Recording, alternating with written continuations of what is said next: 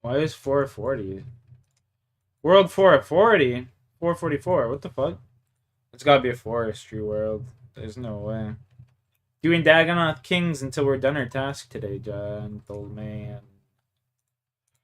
Gentleman. That's forestry world. How did I know? Yo, what's up, shiny boy? Shiny boy, do the thing, man. Do the thing.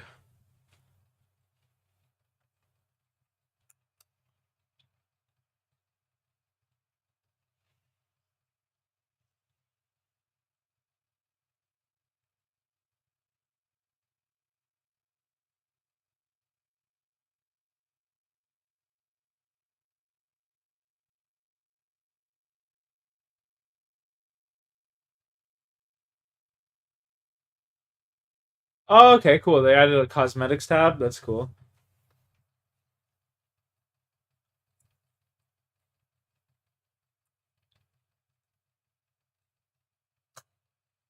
Ba ba ba da da da da da. Cheers, Shawnee. Shawnee.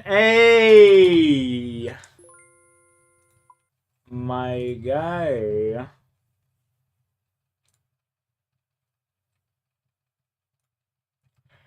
Da, da, da,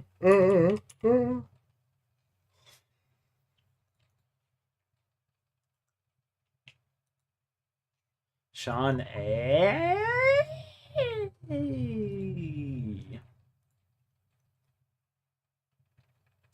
Sean A.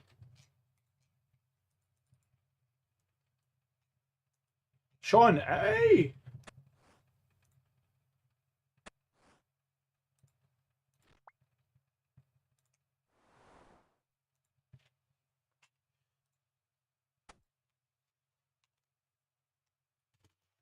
Yeah, buddy, what'd you get up to today, man? What'd you get up to today, Sean? The new dispo is fucking trash. Yeah, buddy. Honestly, most dispensaries are fucking trash. Last bag of weed. The last bag of weed that I picked up, that was like super lemon. It was called Lemonade or whatever. Was like the best weed I've ever had from a dispensary. It was like pure, just like deliciousness. I'm actually might buy another bag of that shit if they still got it, because it was that good.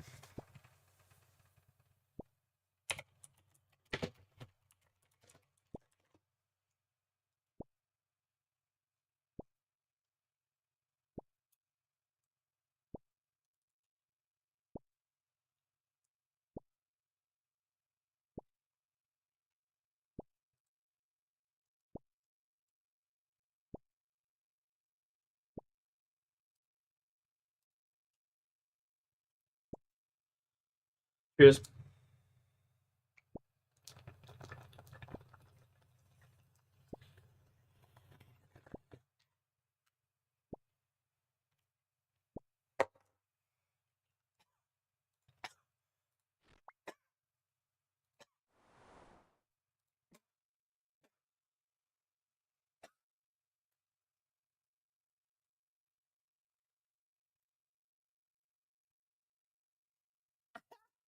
Gas register. Come on up, bud. See, the problem I have, Sean, the problem I have with like gassy weed is most of the time they're not even really like gassy. They're just like very hay. It tastes like hay or something, you know? Very few times you actually get like a gas strain that's like gas, you know? Hey, baby. How's my boy? How's my Rocky Doodle Doo? How's my Rocky Doodle Doo?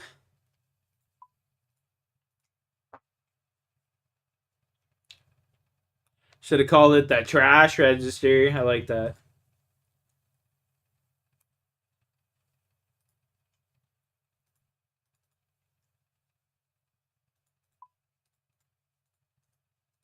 That's my boy. Eh?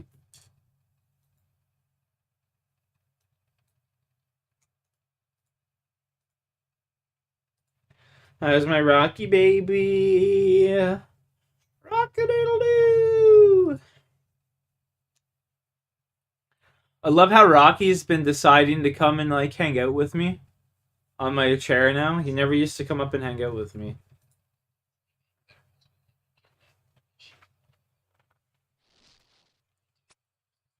Hi.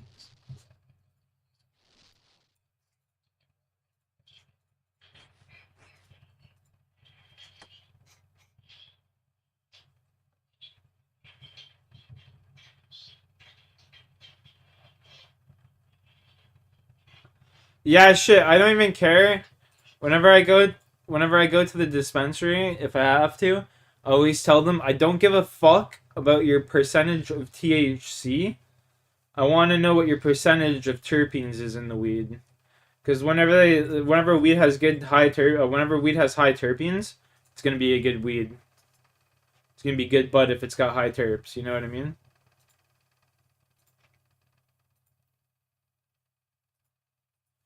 10 times out of 10, it will be good bud if it's got high terps. Make the weed, yeah, buddy. Honestly, I'd rather have good tasting weed that gets me like I can smoke all day and get stoned with that, rather than like some like super powerful with shit tasting weed. You know what I mean? Like that's just me though.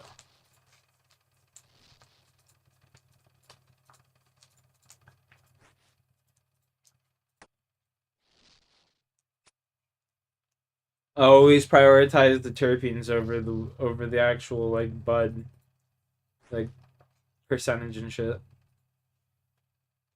Oh, Rocky, how's my boy? How's my boy? Oh, Rocky, I'm working up a shit, bud. You might be in trouble, son.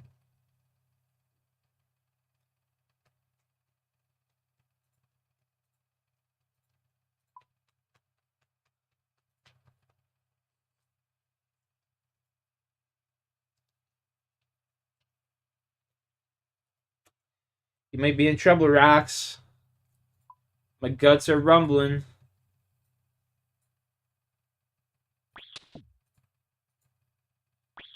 All right, buddy, you gotta look out. Look out, bud. I gotta go. Buddy, you're not listening. I gotta shit, Rocky. Go. Go, go, go. This fucking guy, man. No diddly daddling. Sean, I'll be right back.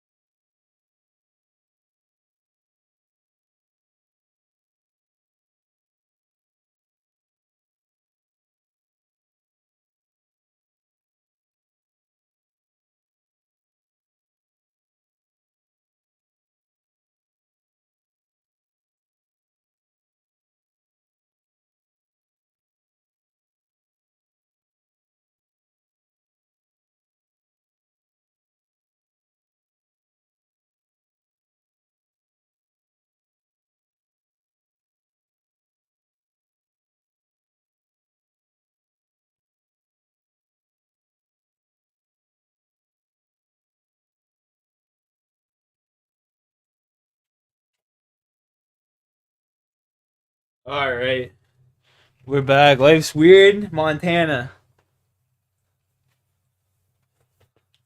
Life's weird indeed.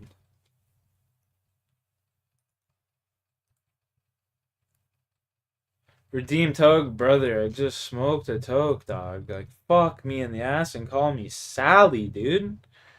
You're just here to fuck me with these tokes, Brennan. God damn, bro. You just have way too much enjoyment in this shit, dude. You way too much enjoyment in that shit, dog. I'm gonna have to make it so everyone can redeem a toke except fucking Brennan Taylor.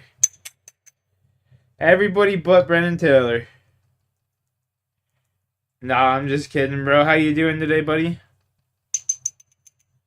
What's up, Brennan? How you doing? How you doing? What are you up to today? You doing well? That's what's up. That's what's up. I just want you to know I might be bitching and shit, but I actually love it. Deep down, I love it. You know what I'm saying? I'm not hating. I'm just fucking. I'm just being a dick. I'm mad at. I actually appreciate it. I love getting stoned. You just chilling today? Yeah, man. I went out to Bass Pro Shop with my dad earlier, and we went and farted around there for a little bit. It was pretty fun, actually. It's pretty fun.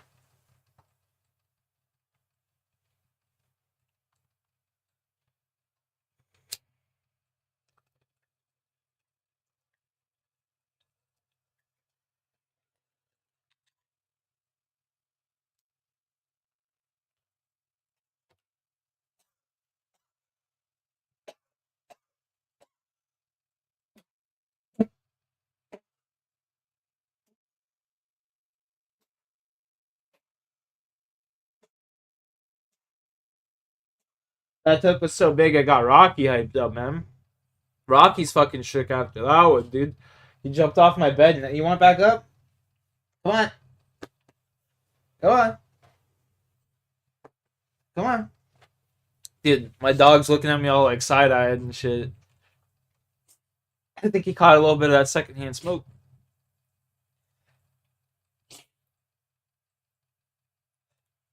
Yo, that's sick, Sean. That's actually dope. Best of luck, eh? I hope you guys catch the fatty. Come on up. That's my boy. Hey, Rocky. That was my boy.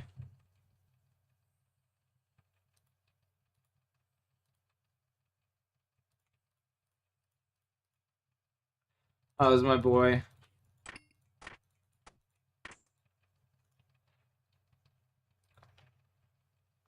Hey, how's my boy?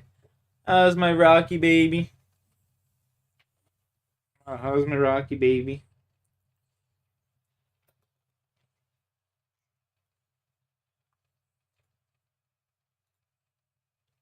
How's the Rocky Poo? I love you.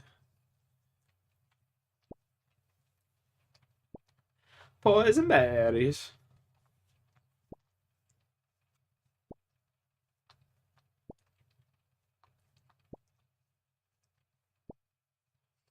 Alright. Oh, Rocky baby.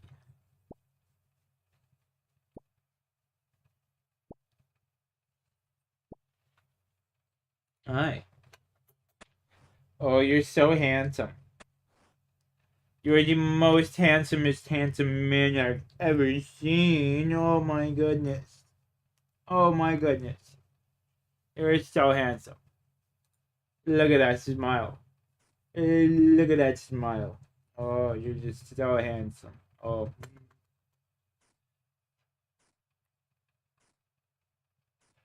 Yeah, I can't wait to go fishing next year, man. Stuff that bitch in the can and just sit right there for me. That's the American dream right there, Sean. That's the American dream right there, baby. Crawfish boil? I've never actually ate crawfish before, but I'd totally be down. I enjoy lobster and shellfish, so I imagine it would be very delicious.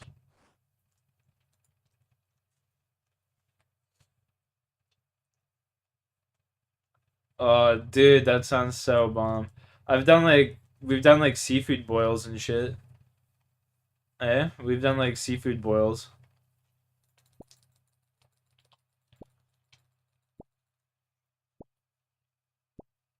I keep telling my dad all the time, like, man, we gotta do another fucking seafood boil. I go, eh. Only you and me would be eating it. No one else eats it. Like my mom doesn't eat like seafood like that, and like, oh, dude, I love it, man. I go out for all you can eat sushi, and I'd be getting like the octopus legs, calamari, and all that. Fire, bud, fire, fire.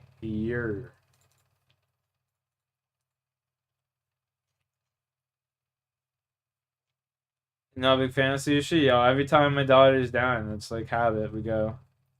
I take her.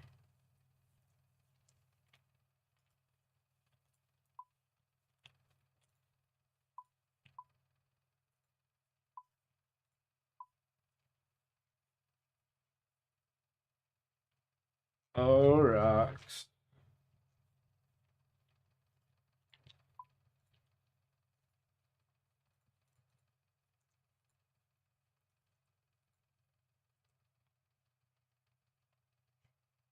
It depends who's making the sushi, though. You know what I mean? Because there's like I've been to good spots and I've been to bad spots. Take that Cali roll.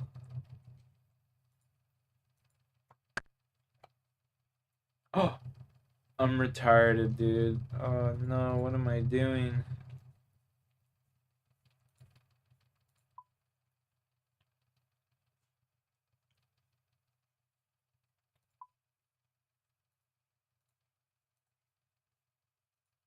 What the hell did I just?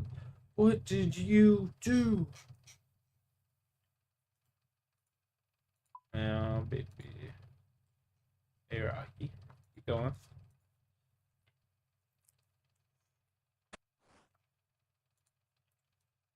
15 papayas. Fuck, I don't even know if I have 15. Oh, we got 15.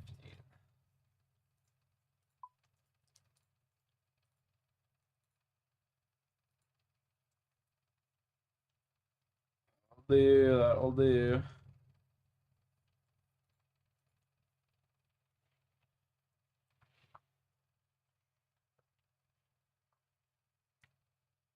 Why are you licking my hand so much for, Rocky? Crazy fucker.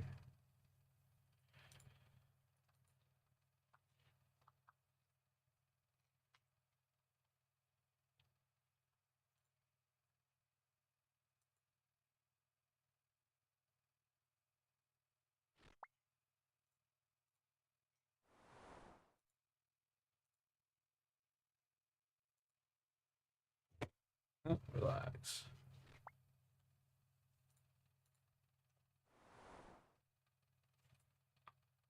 There's a black dude that works at the fish market. He be whooping around that mug.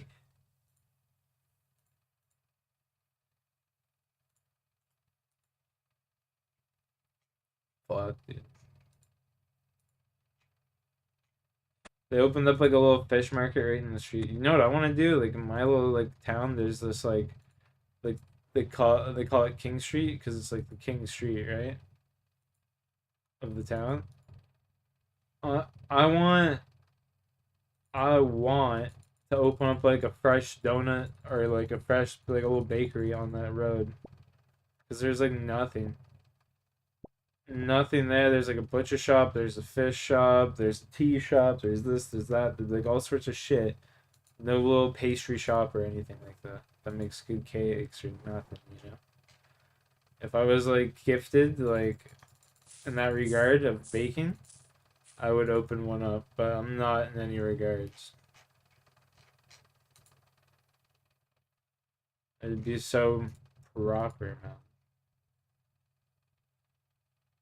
It's just like it fits the aesthetic of the town and everything.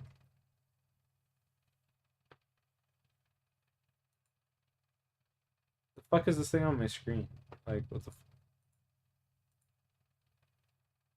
I paused that shit hours ago.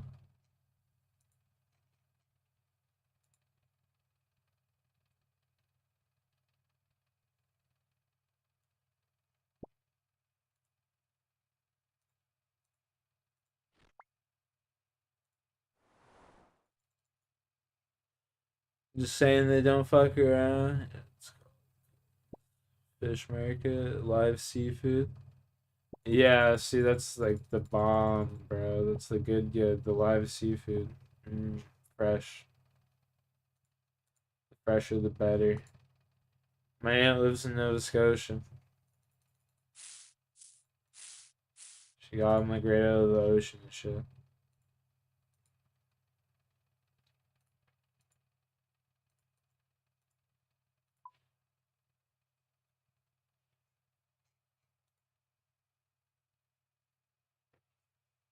Oh, Rocky, baby.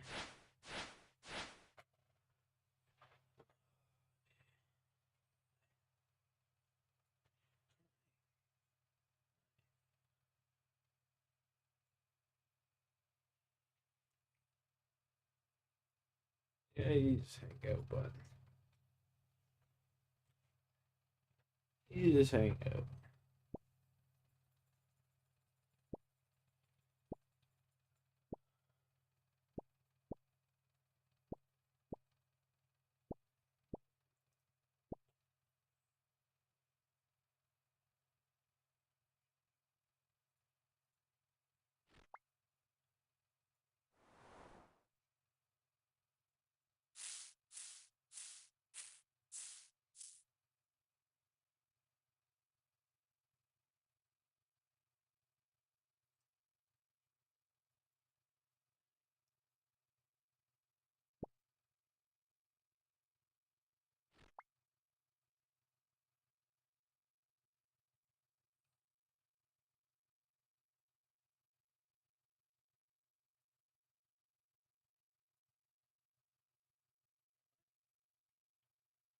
My boy.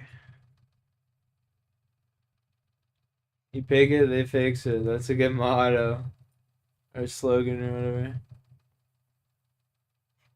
Pick it, they fix it.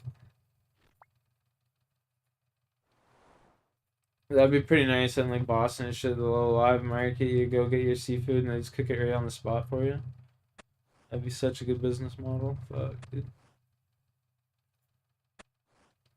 That's money right there.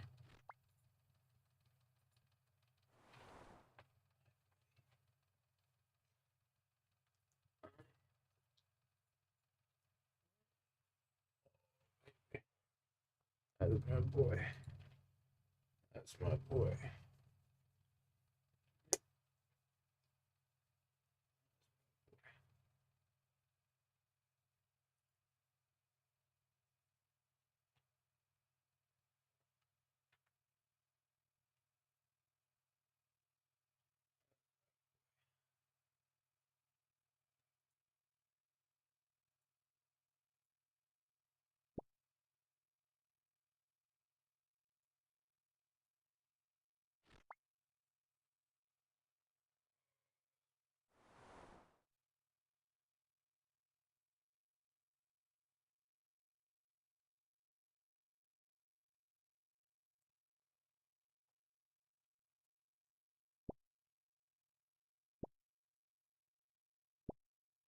Yo, no, you're good, bro. You're good. I'm just kind of cuddling with Rocky right now. I ain't gonna lie. He's being very affectionate right now.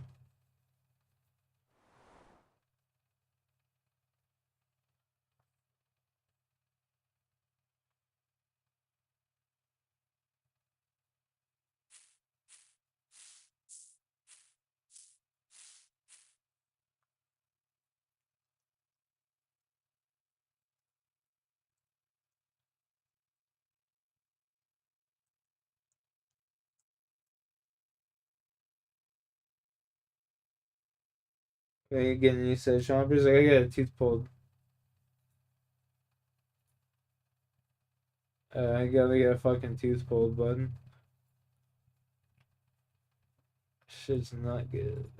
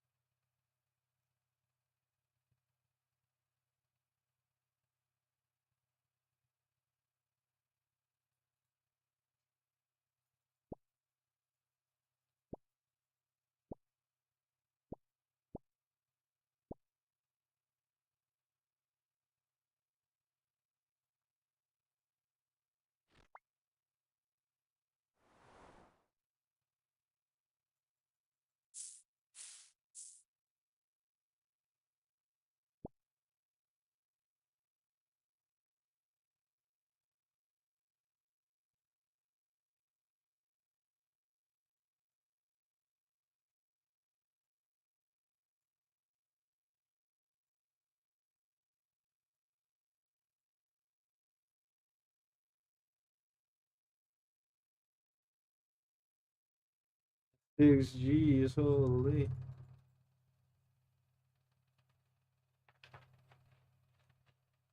6 G's, bro. That's fucking expensive. Almost. Yeah, I mean, still might as well call it. Hey, buddy. Hey, buddy. That's my boy.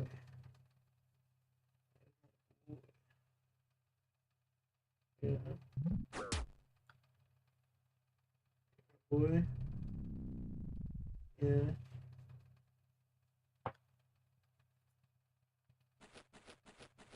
Hey, good boy.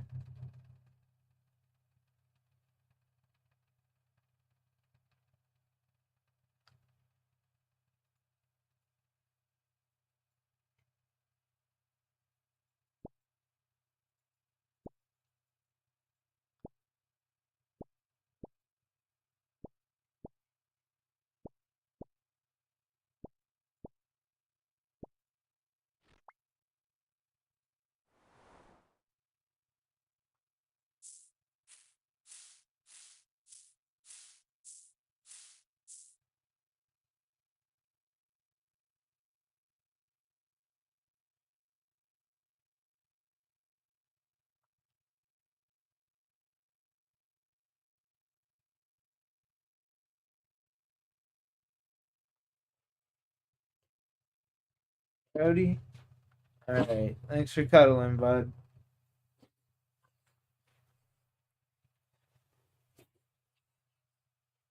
Bless you. You're okay.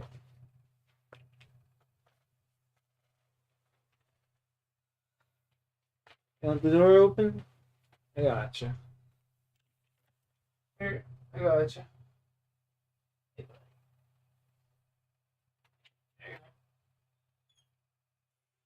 Well,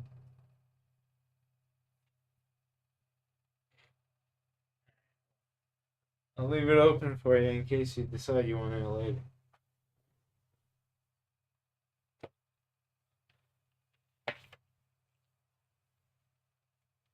Oh, what a cool dog, man. What a cool fucking dog, dude. That's wicked.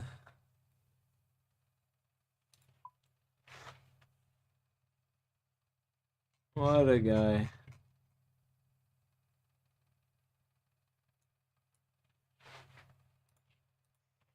I got this.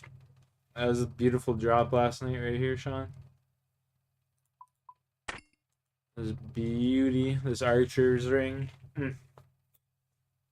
Chef's kiss.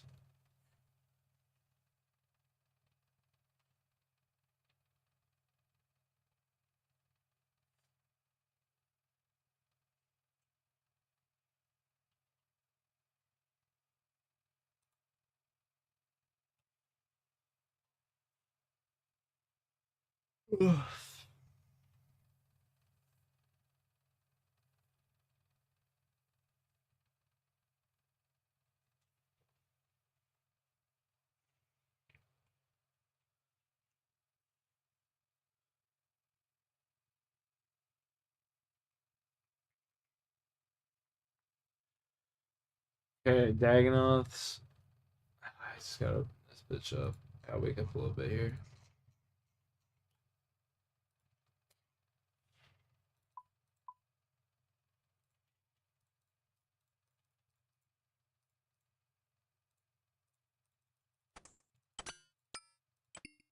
Maybe better just to go like bang and then put the Bell's Folly in there. We're gonna try a run with the Arcane Blade.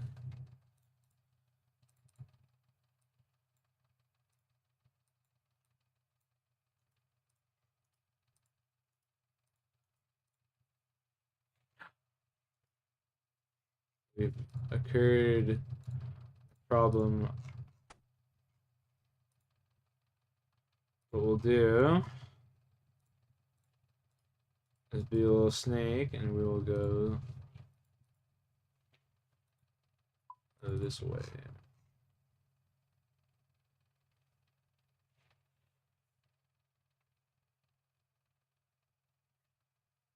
Domains. Domains. Smoke a with my boy. Take a nap. Yeah, it'd be like that sometimes. When Brendan Taylor's in chat, that's how I feel, bro. I feel like I'm be taking naps. Motherfucker always be putting me to sleep.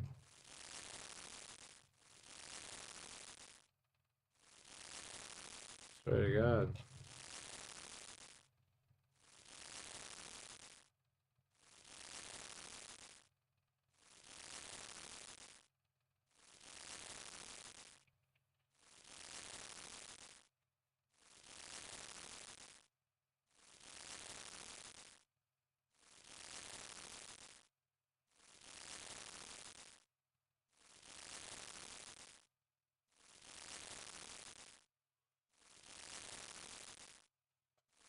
Can we get one solid row, please?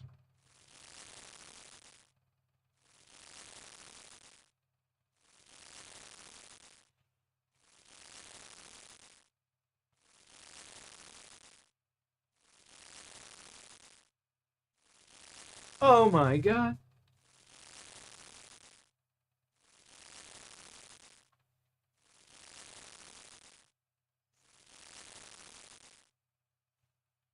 What the heck?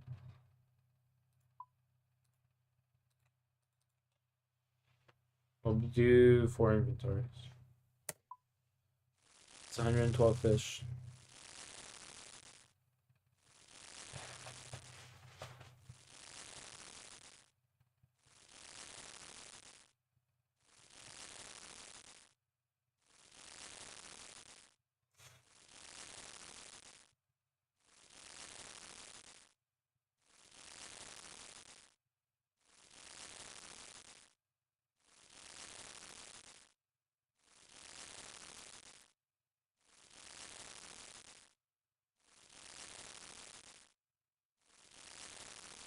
Euros, so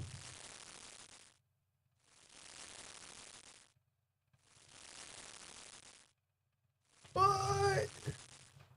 I'm either on my toes with my autistic grandson, who God bless his little soul, but that energy can't be matched. Oh yeah, dude, I bet.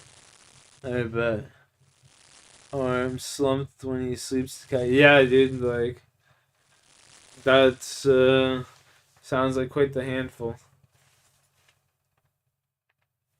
I couldn't imagine.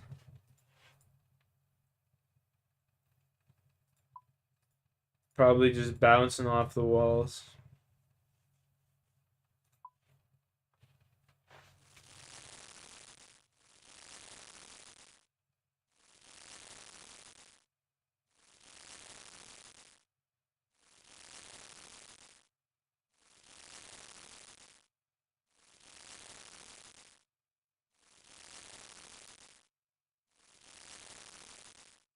Yeah, fair. Fair.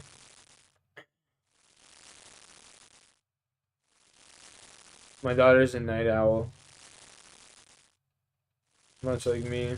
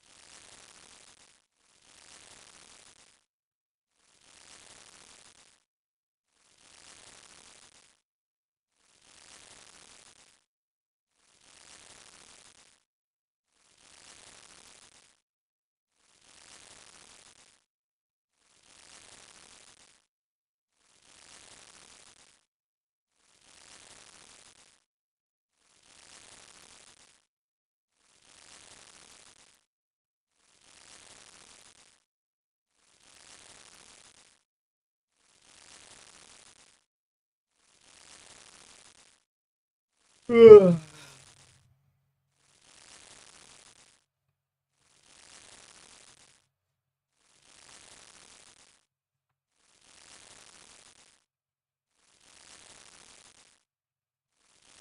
Trying rocks.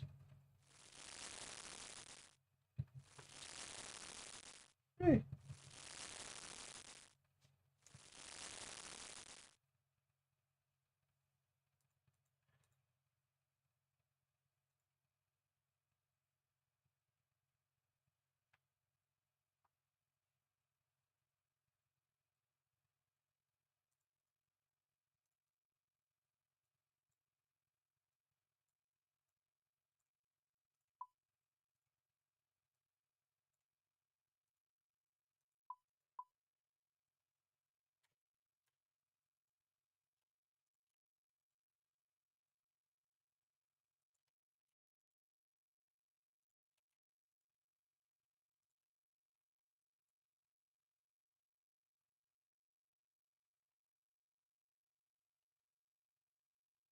But he's the quarter, Wilson.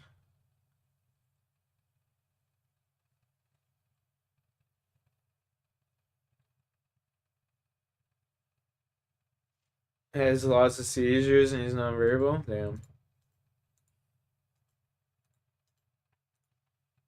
That must be insanely difficult to deal with.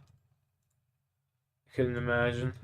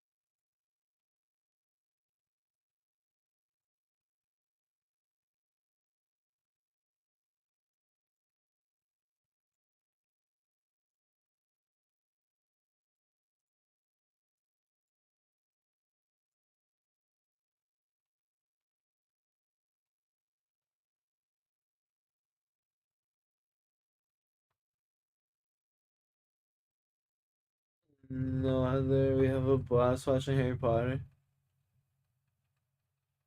Remote control cars, bro. I used to. Oh, dude, I used to.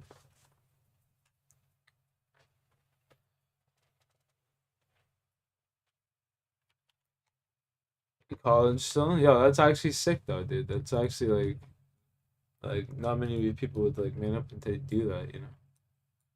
Speaking of like race cars,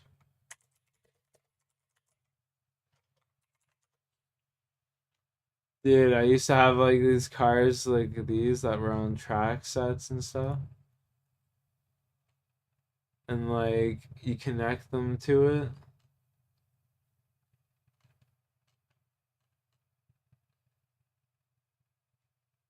and it's like I don't know how to explain it. Like it was better than like this though. It had like they were like hooked inside of it.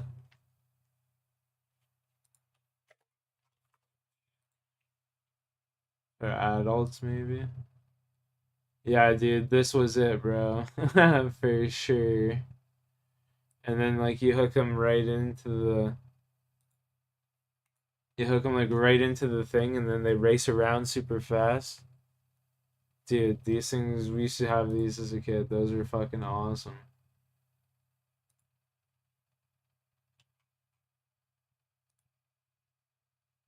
Come on now, those are sick.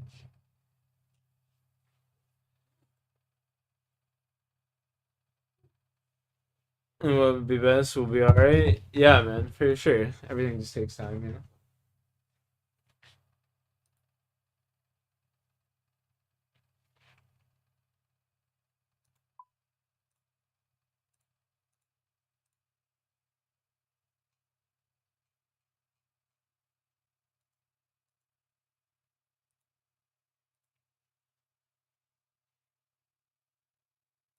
Rocky baby, what's wrong?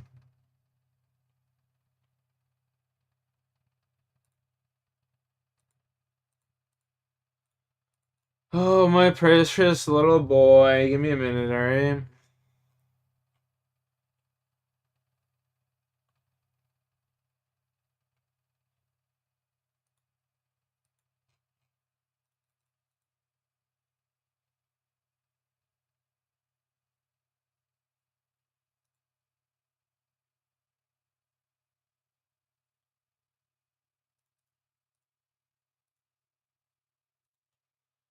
I gotta go let my dog out, boys.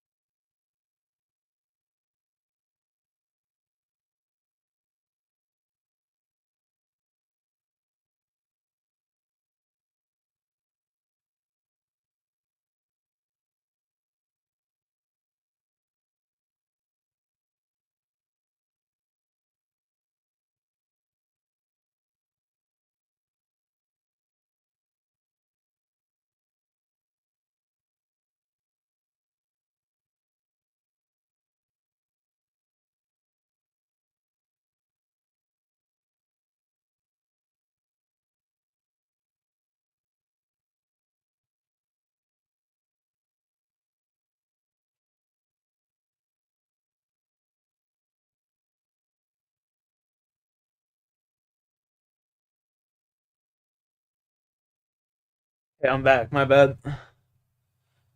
AFK stream, Tyler. Nah. Nah.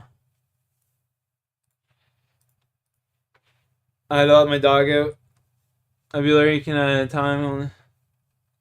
You can't message on the chat. Alright, I'll always be lurking, he says. I'll always be lurking.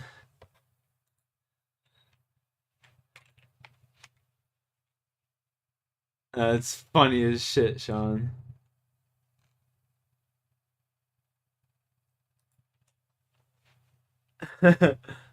Oh, I'll always be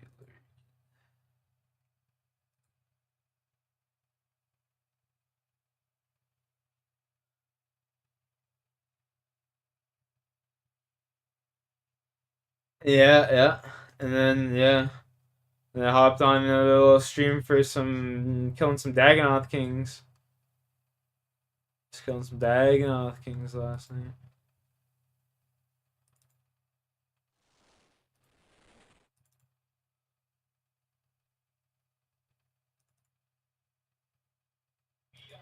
Whoa.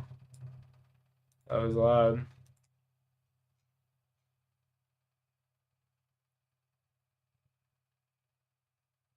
1,200 hits for a car. Sure, I don't know.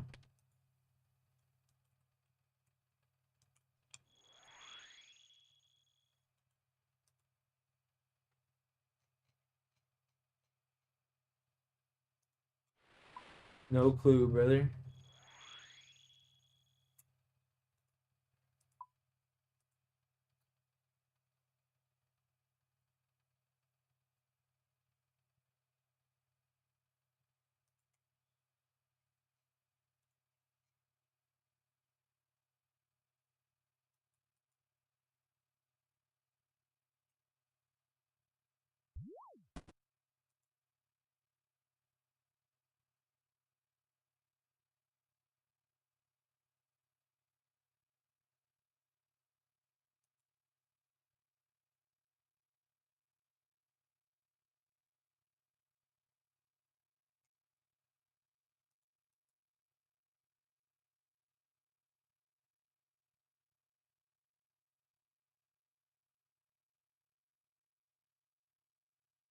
Oh, dude, I always forget the rock, man. Every time.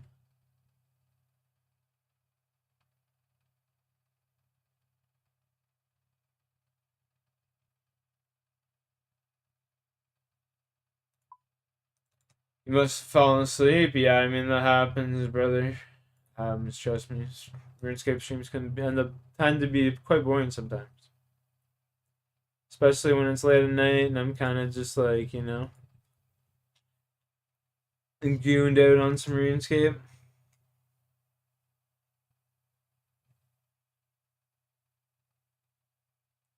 Black Time Reverse. Nah, but have you ever smoked some pink pussy kush?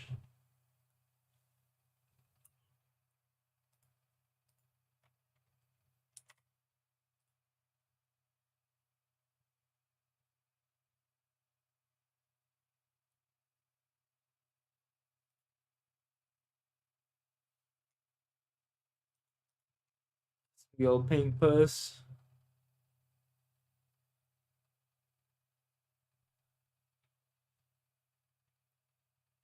Like, no. Shiner here looking like, no. That's my boy. That was me last night watching Jay do Jad. I was cooked.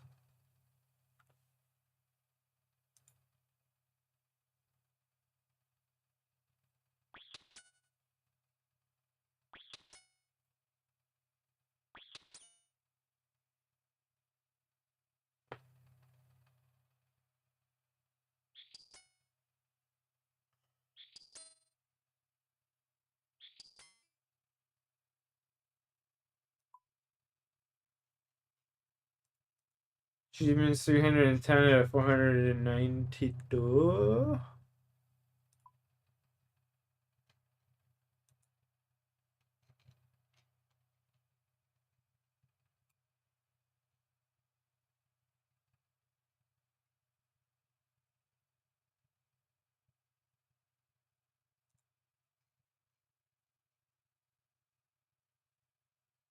Max super defense in the Ferminic province. Steel.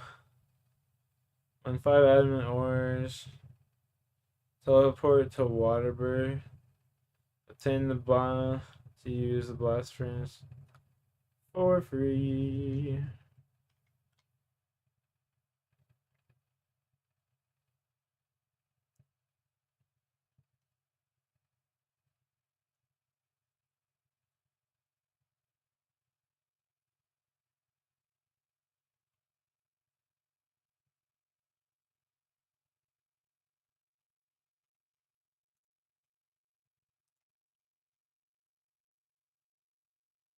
Steel 72 thieving.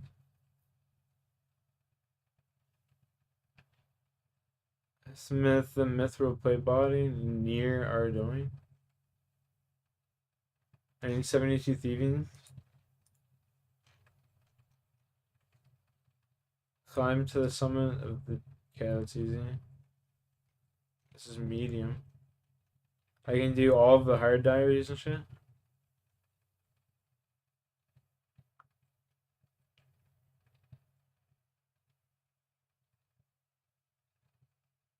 Dude, what? Hang on. About Falador. Surely. I can do all of Falador's too?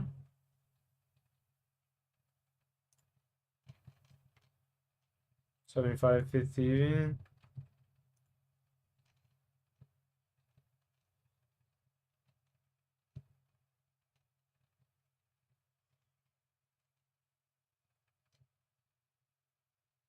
Damn, brother.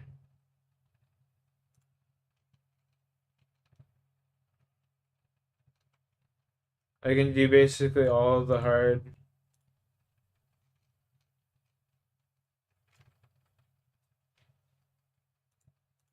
Hard diaries, bro. Like, what? That's sick.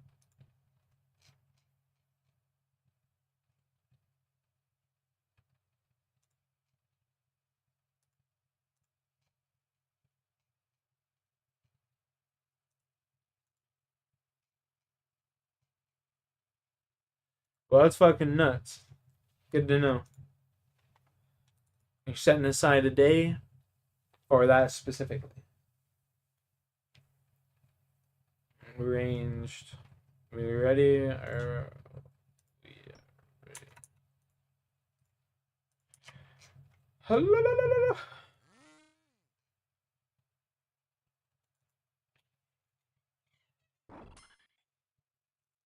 Rocky, you're hilarious, dude.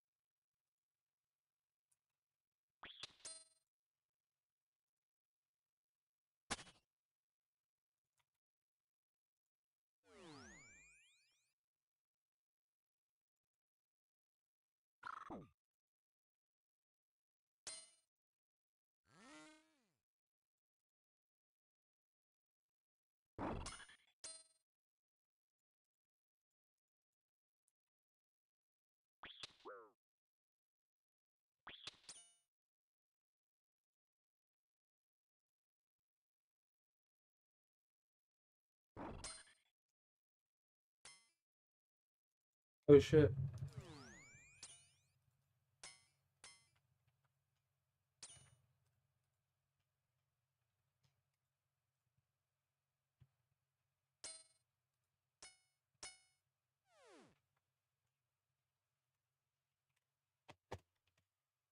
Break did some good, man. Yo, I bet. A little brother has brain fog and shit.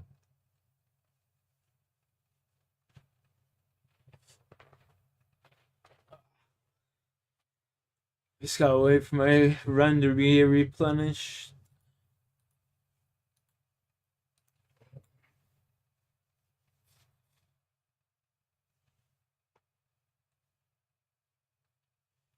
25 max warriors.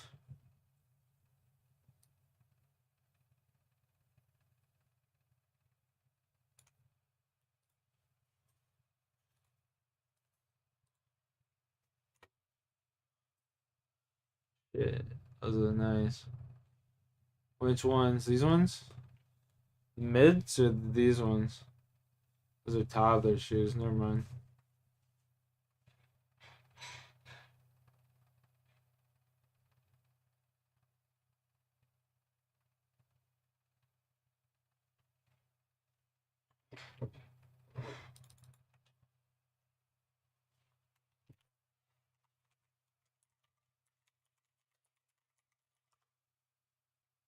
These are my favorite shoes right here.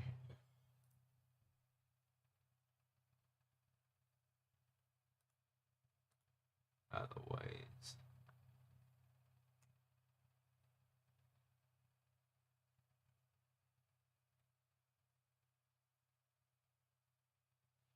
The Converse weapons, bro.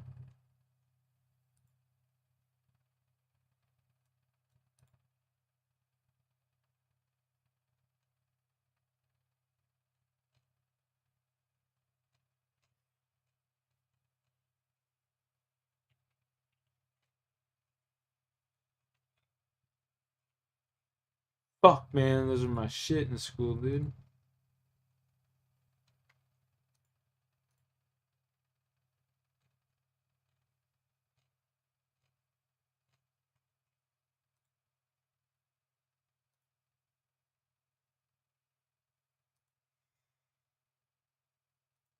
Converse weapons, Stranger Things.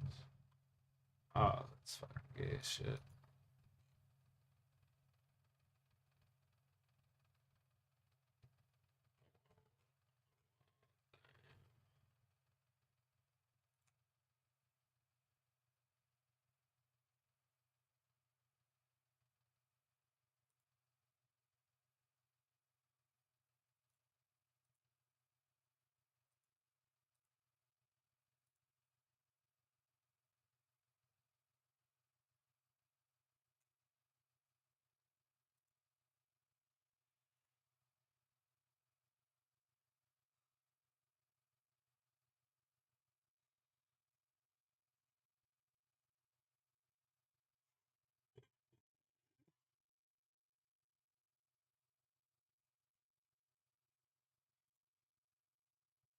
Actually,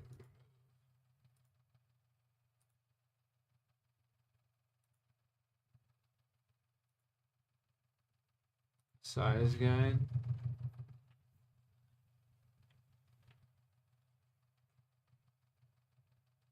Wait, what?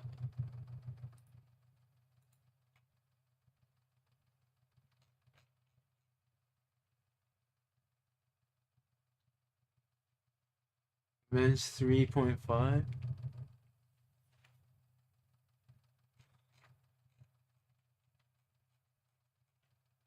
Yeah, I had the all white, all black, black and whites.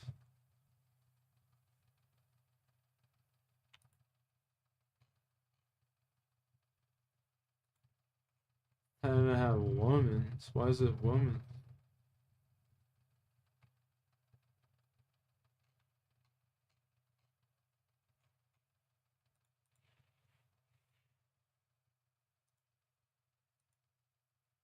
Seven women's? I wouldn't even. Nah.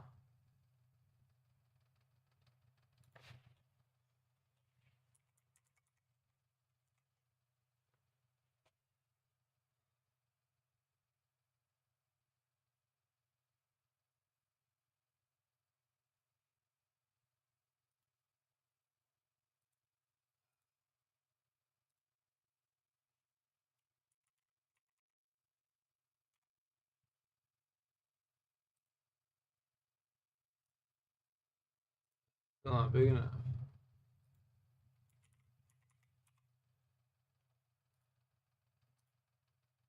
Fuck, dude.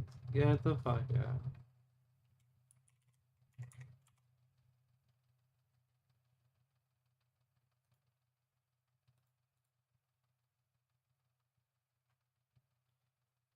Hello, Tom.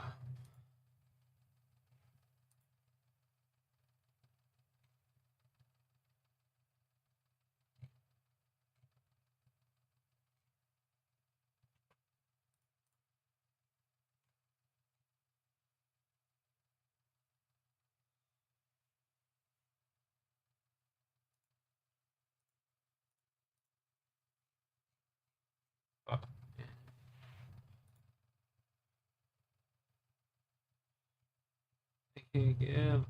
Look at they have like a military bird and like your fucking shoes and shit.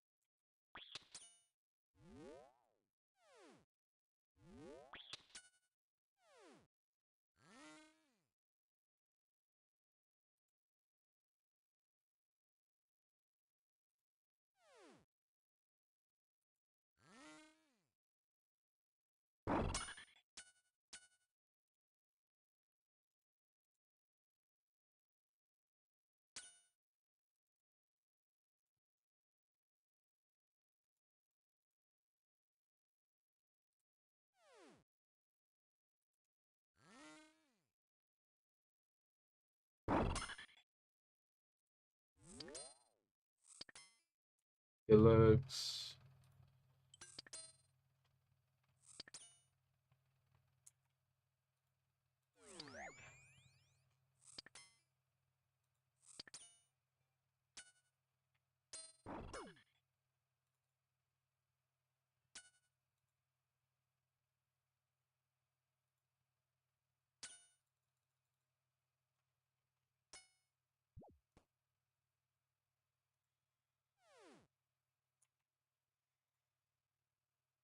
no adventures. What?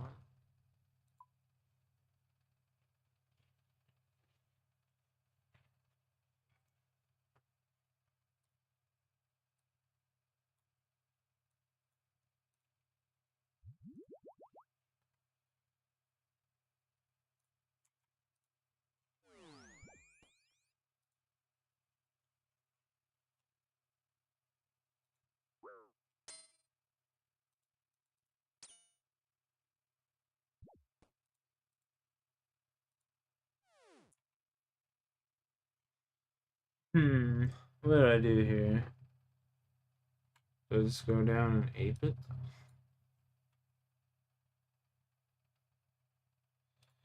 I think I do.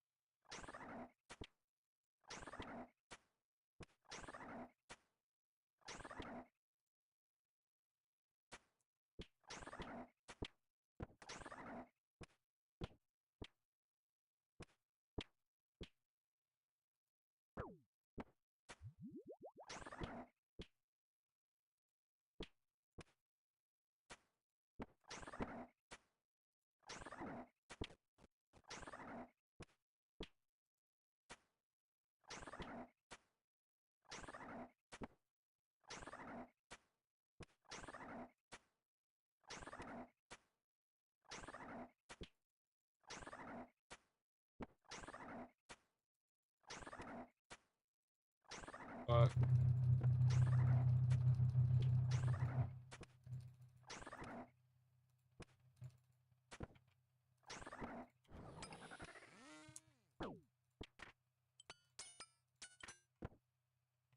Feminine blade.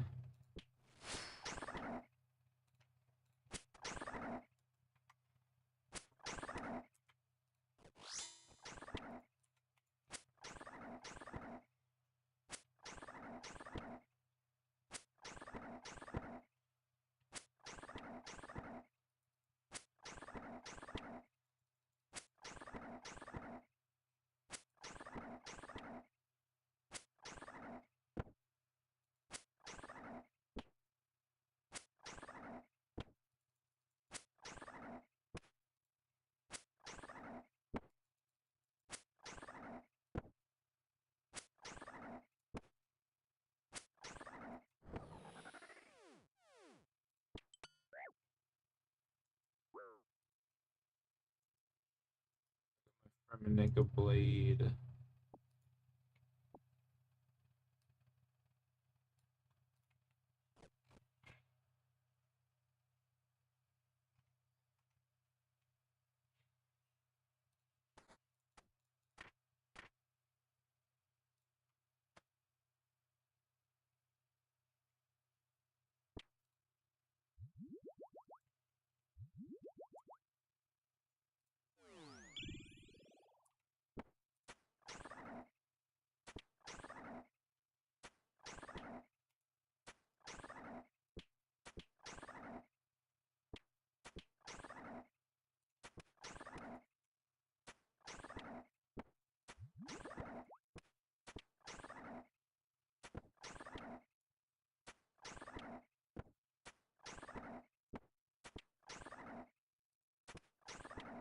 I just need the ring from you, my boy.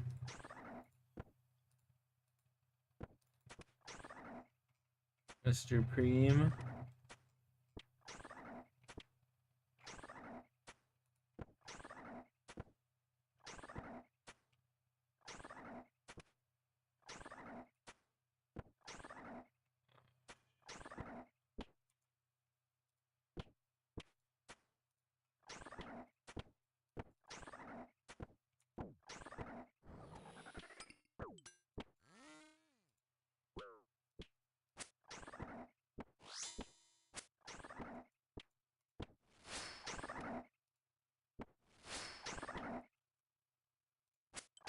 No. Oh.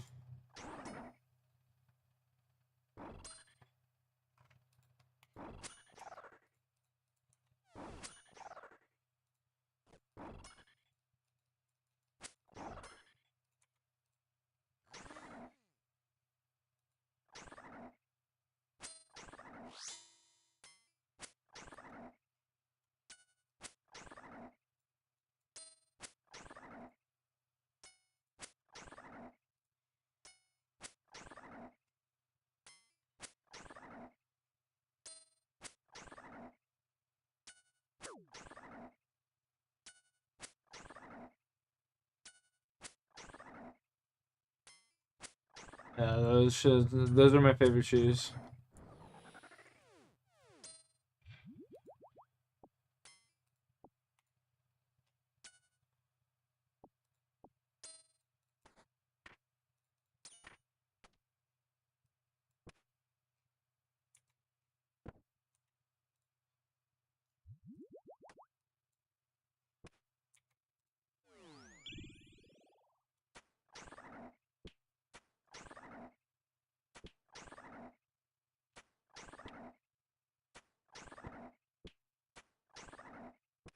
All right, bro. You have a good one, man. Appreciate you for chilling, Sean. It's always a good conversation, as always.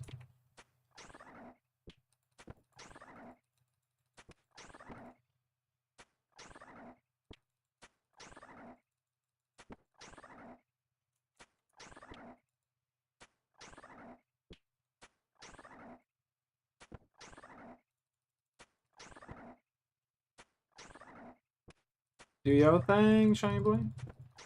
Recently, I've been listening to like the Lord of the Rings audiobooks.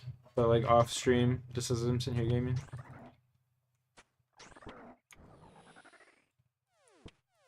Oh, look at that, sharks. We got the extendo trip.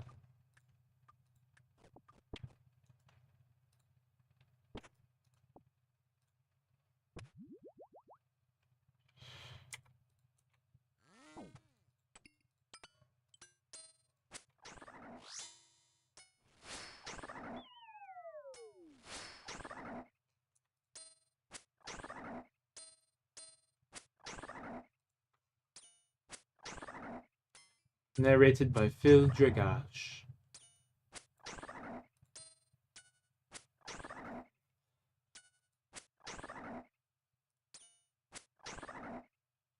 Phil Dragash.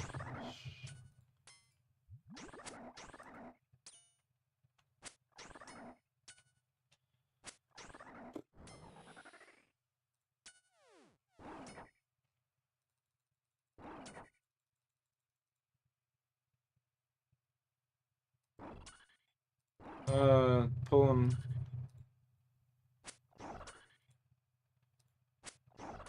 Get out of here, ugly. Pull this guy.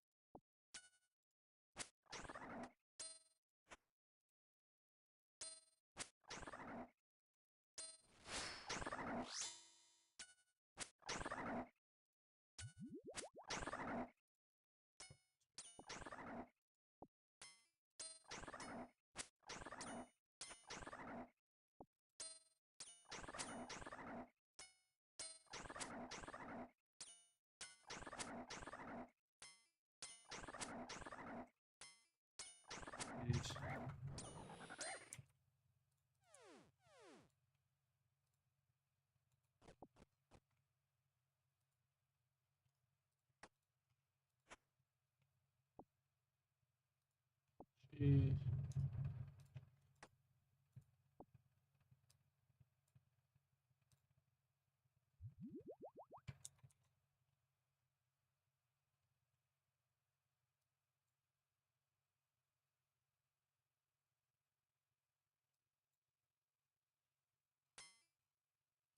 the shark drops. Them do. Yes, sir.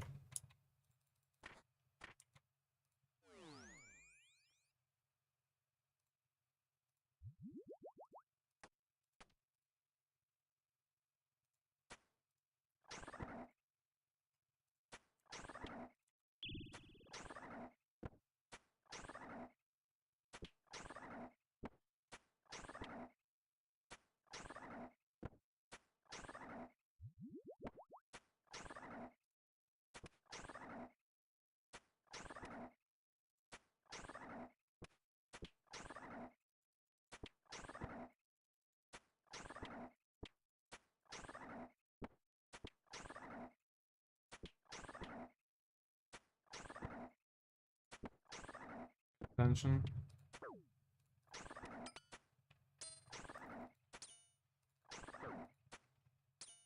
I think we got all the extra shark.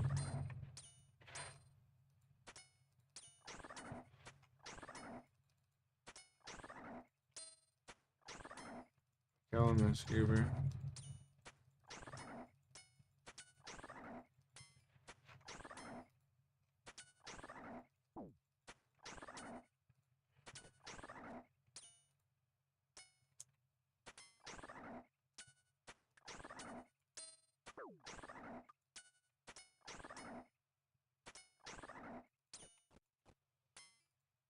Kill this fucking guy, please.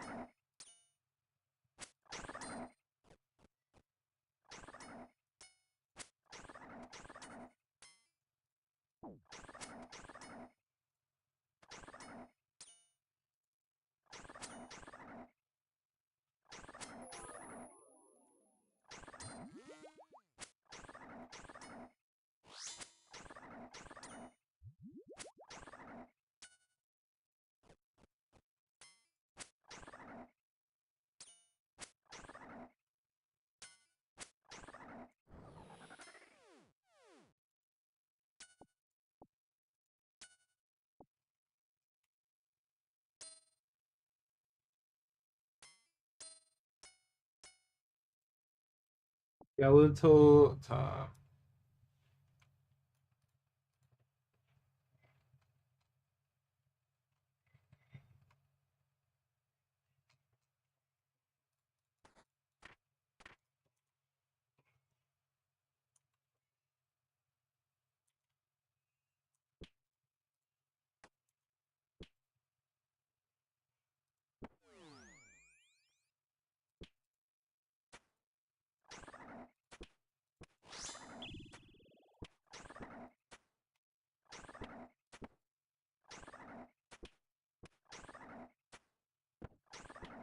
Red wells.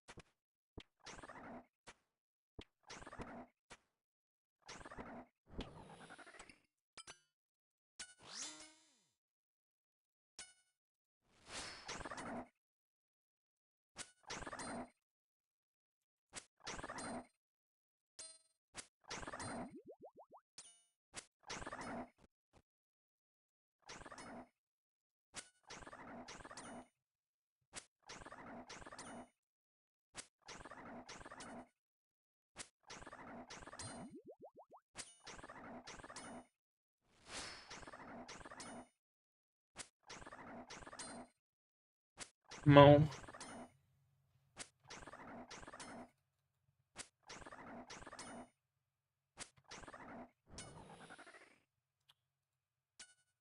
Nothing.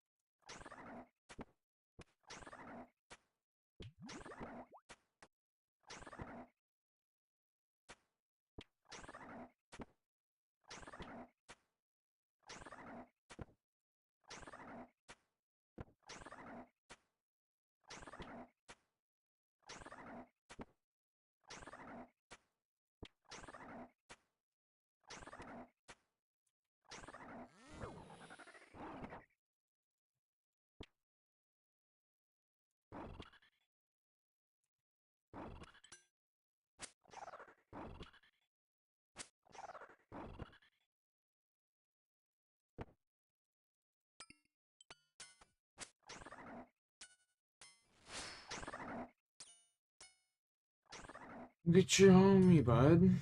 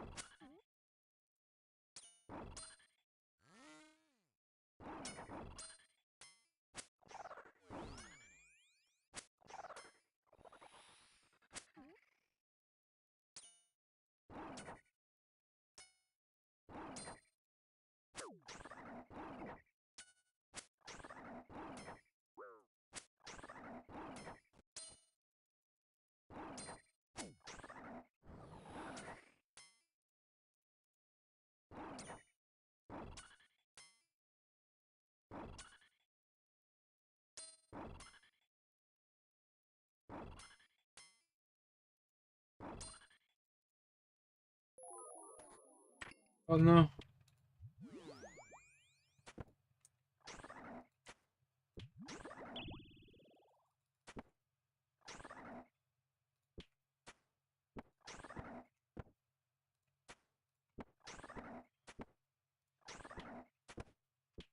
Hey.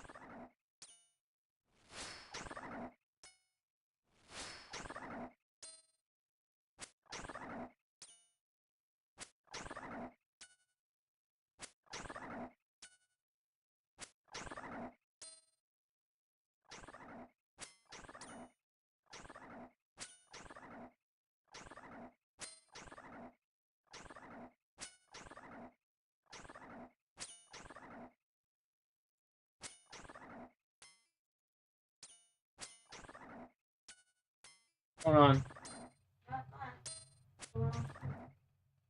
Uh,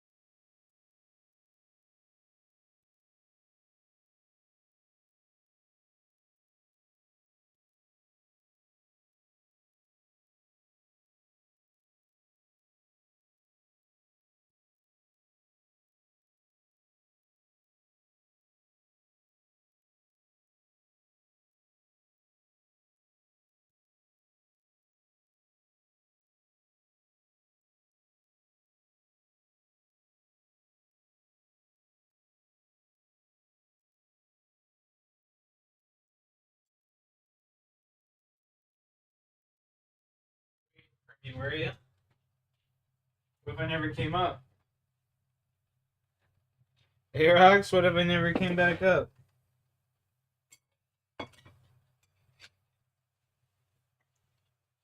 Oh.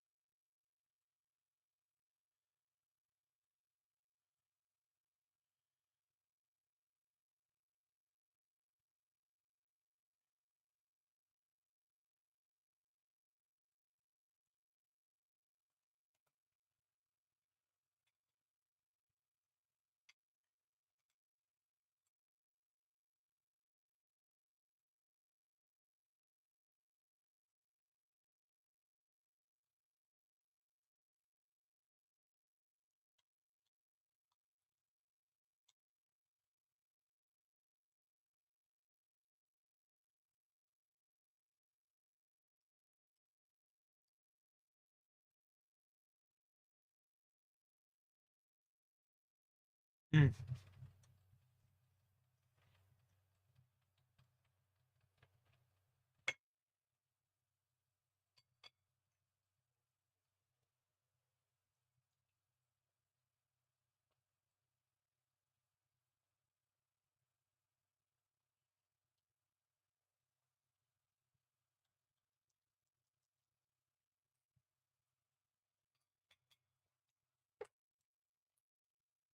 Mm.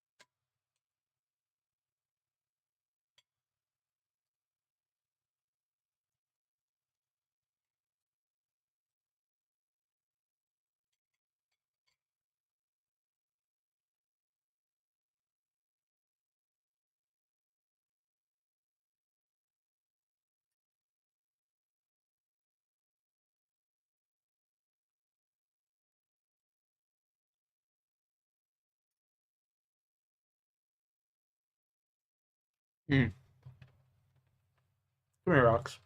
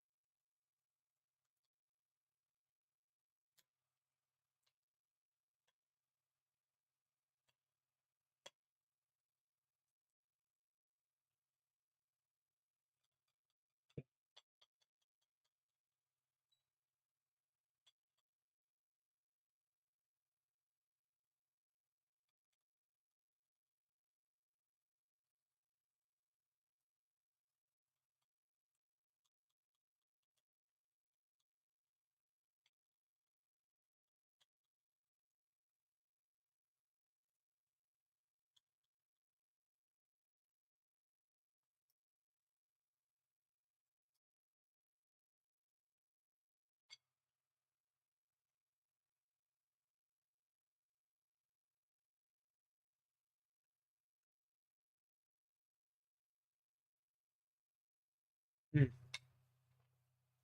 Fuck, that's a good steak, man. Mm.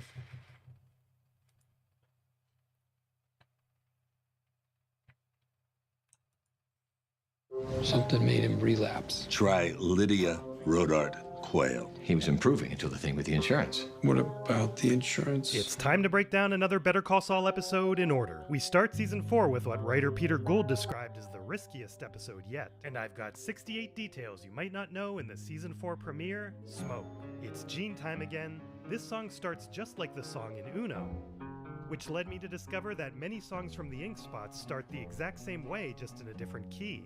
And this song, like past Gene songs, has plenty of relevance. Some of the shots from last time are mirrored here, but where is everyone? Oh yeah, when we last saw him, this happened. They did their best to match his position, including the spatula that landed on his face, although the floor line and equipment behind him reveal that he shifted upward a bit. Even though no time has passed, the pyramid of frosting cups went from 5 layers to 4.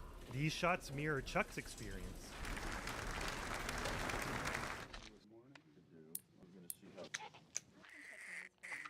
Here's the first time we've learned his last name, even though we're in season 4. It reminds me a little of learning Mike's last name late in Breaking Bad season 4. Low Memorial Hospital is a fake name, and as usual, they're really filming in Albuquerque. Seeing the police officer out there increases his anxiety, and if you listen carefully, you can hear his heart rate increase. Just like with Albuquerque police badges in the past, they intentionally changed the Omaha police patches so they're not impersonating officers. Mr. Takovic, you were right. It's not a heart attack. This is so weird considering Bob's later real-life heart attack. Headline here is false alarm. There's the camera operator reflected in the glass. Mr. Takovic, I'm so sorry. Would you mind? I have a taxi coming.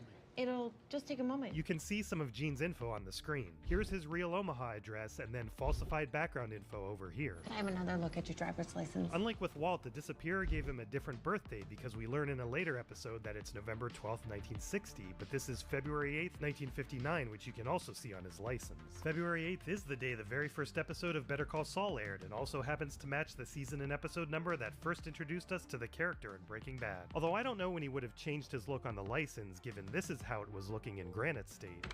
There is an NEIC insurance company, but it's not medical insurance, and they're only licensed in New Hampshire. For some reason, this computer keeps kicking us back. Can I have your social security number again? 531. That's the Pacific Northwest, right? Yeah. Gene was supposedly born in Seattle, which is indeed in the Pacific Northwest. I got a cousin who moved to Tacoma. Sorry, you got a taxi. 008714. Eagle-eyed viewers will spot her mistake before she realizes it. The zeros look different than the O's. Of course, the show is not going to use a real social security number here, and the double zero in the middle ensures that this is fake, much like the phone number tricks I'll talk about in a bit. It's really odd. I've never seen this before. Oh, wait. Oh my God. I typed the letter O instead of a 0. I can't believe how stupid. Headline here is false alarm. I'm sorry for keeping you. And here we see the camera reflected. Oh, hold on. Don't forget this.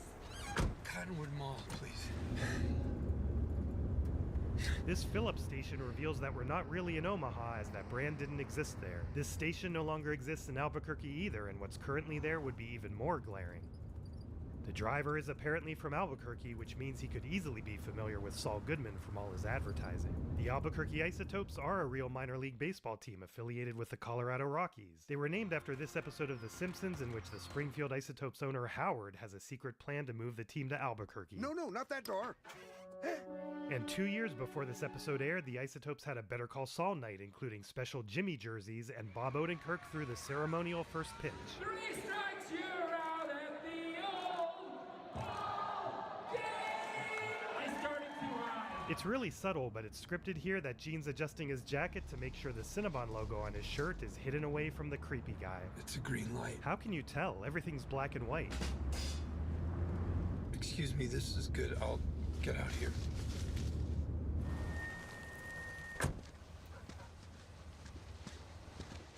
The director confirmed this is Jesse's parents' house, which again subtly exposes that we're really in Albuquerque. The house has been Better Call Saul'd, right, Mrs. Pinkman? The house has been sold! So we've got another Gene cliffhanger, and we'll need to wait a long time to see what happens next. And before we jump back to 2003, this message is sponsored by Raycon. As some of you know, I do a lot of my video editing on the go. One of my first posts showed the 6-month members, so I've loved using Raycon's essential open earbuds. I hear all the detail in the music, singing, and still really for people like me. And if you've been to save last season, we basically pick up right where we left off.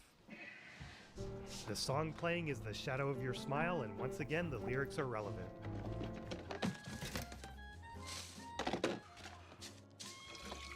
This is a prop newspaper, which will become more evident in a bit, but this article mentions President Barack Obama. It appeared in the Albuquerque Journal on July 13th, 2009. Kim's apartment inconsistencies continue, as here we see it's number 3307, but this matches neither of her addresses we've seen so far. The headline comes from the front page of an approximately correct date of April 3rd, 2003. The top part of the paper is from the May 13th, 2002 issue, and they replaced the fun, no doubt pun with fun, totally. So why May 13th, 2002?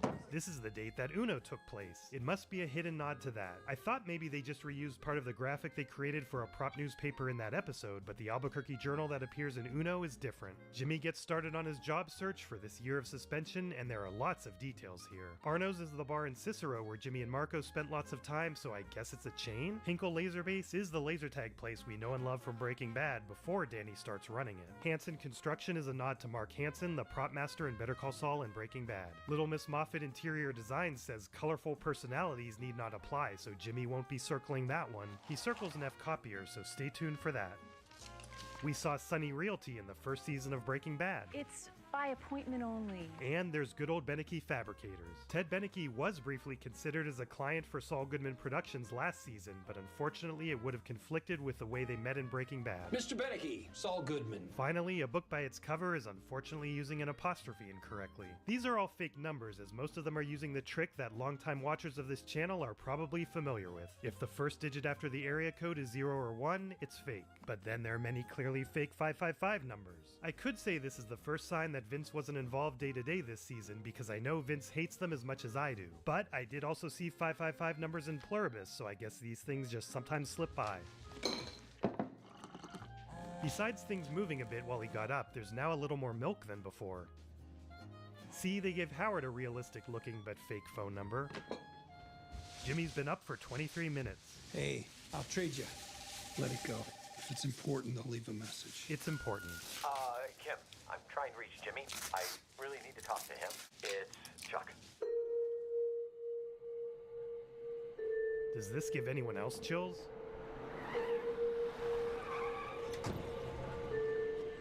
Director Minky Spyro said all these extras were real firemen. Jimmy, don't. Sorry, I have to do it. For about 10 minutes in the writer's room, they did consider having Chuck be alive, but as we know, they pride themselves on not having misleading cliffhangers. And they were worried about having the show turn into Spy vs. Spy with Chuck and Jimmy trying to one-up each other. In all the chaos, there are a number of time jumps. Time rewinds with this cut, revealed by Jimmy's position and the ladder position. And as Jimmy turns toward the house, this firefighter walks in front of him, but then he disappears. As you'd probably guess, the burnt house is a visual effect. Peter said that even this shot uses VFX, and I think they placed these numbers on the transformer to try to make it match what we saw previously. But the typeface doesn't match, and there are other differences that indicate this is a different transformer. Because of the effect in the background, this continuous shot that's over 2 minutes long is the longest VFX shot they had ever done. If you look frame by frame, you can sometimes see evidence of that around Jimmy's edges. The inspector says it was over fast. Smoke inhalation, so he didn't suffer. Yeah, they're gonna say that. Of course you're gonna say that. It does seem that most fire fatalities are due to smoke inhalation, although I'm not so sure about Chuck's case given how close he was to the lantern. Did you see the backyard? Everything electric is back there. The fireman didn't do that. I saw him 5 days ago. Yikes, that makes today April Fool's Day. If the writers were terrible, they could have made this whole thing Chuck's idea of an elaborate April Fool's prank. Something made him relapse. Let's just go home. Ah, why is he looking at us? Hey, Carl. Hey, Mike. There you go. So is it, huh? It's parking attendant Mike's retirement party. You take it easy. So, the boss says he's gonna want the windbreaker. Stephen Michael Quezada is a hard ass. Here's your windbreaker, sir. Nice. The boss can sock me. Of course he does. It was really cold outside, so the costume department had made Jonathan Banks a long sleeve version of the parking shirt in case he got too cold, but he toughed it out. If it weren't for the context, I'd have no idea who that is. But this is still the same Kaylee. The actress is just a year older, and 2 years older from season 2. And this has been a long-standing request from many, so here's your Kaylee counter. I'm including Breaking Bad in this one just because. Papa. Yeah. You're standing on it. Really? You two having fun? 5 more minutes, please. 5 more minutes, but that's it. Is that the soaker hose you two made? It's probably not the same one he used in Nailed, but from Stacy's perspective, isn't that a really strange question? What else would this be? But in fairness to Stacy, this line made more sense with the original script. This scene was written to have a lot more water and Kaylee playing in the water, but due to the cold, they scaled back their plans. What she should have asked is, why don't you have any rhododendrons? I needed a soaker for the rhododendrons out back. I can pick her up the rest of the week if you want. What about your new job? I make my own hours. Must be nice. Jealousy doesn't look good on you, Stacy. Well, since you're offering. They're good. This is the first time we've seen Mike's address in either show. The real-life house is a different number on Edith Boulevard Northeast, and you can sometimes see evidence of that different house number. Again, there seem to be some discrepancies with how they're paying Mike. And although Gus is covering FICA, Social Security, and the entirety of the tax burden to be the amount of $10,000 per week. I guess they decided 10,000 even would look suspicious, but Mike realizes the whole thing can still look suspicious if he never actually goes to work. Connecting back to the Gene timeline, Mike is watching an Albuquerque Isotopes game, and there are enough clues in what the announcer says that people have figured out this is a game from the future against the Nashville Sounds on April 13th, 2004. I don't know what's gotten into you this season, but please stop staring at us. Craddock Marine Bank seems to be the only bank anyone uses around here. Focus Prime. Las Cruces for Madrigal Intermodal. I suppose Madrigal Intermodal is a division of Madrigal Electromotive and happens to have a location in Las Cruces, which is only a 3-hour drive for Mike. Would you have an address for that? Lydia's in the corporate office in Houston, and we've also seen their headquarters in Germany. Jimmy, it's Howard. I think you should talk to him. Howard. This is a recording. At the tone, you can leave a message. Howard, stop screwing around. So sorry to bother you with this. The thing is, we wanted to get Chuck's obituary into the paper, but I'd really like to run it by you. Go ahead.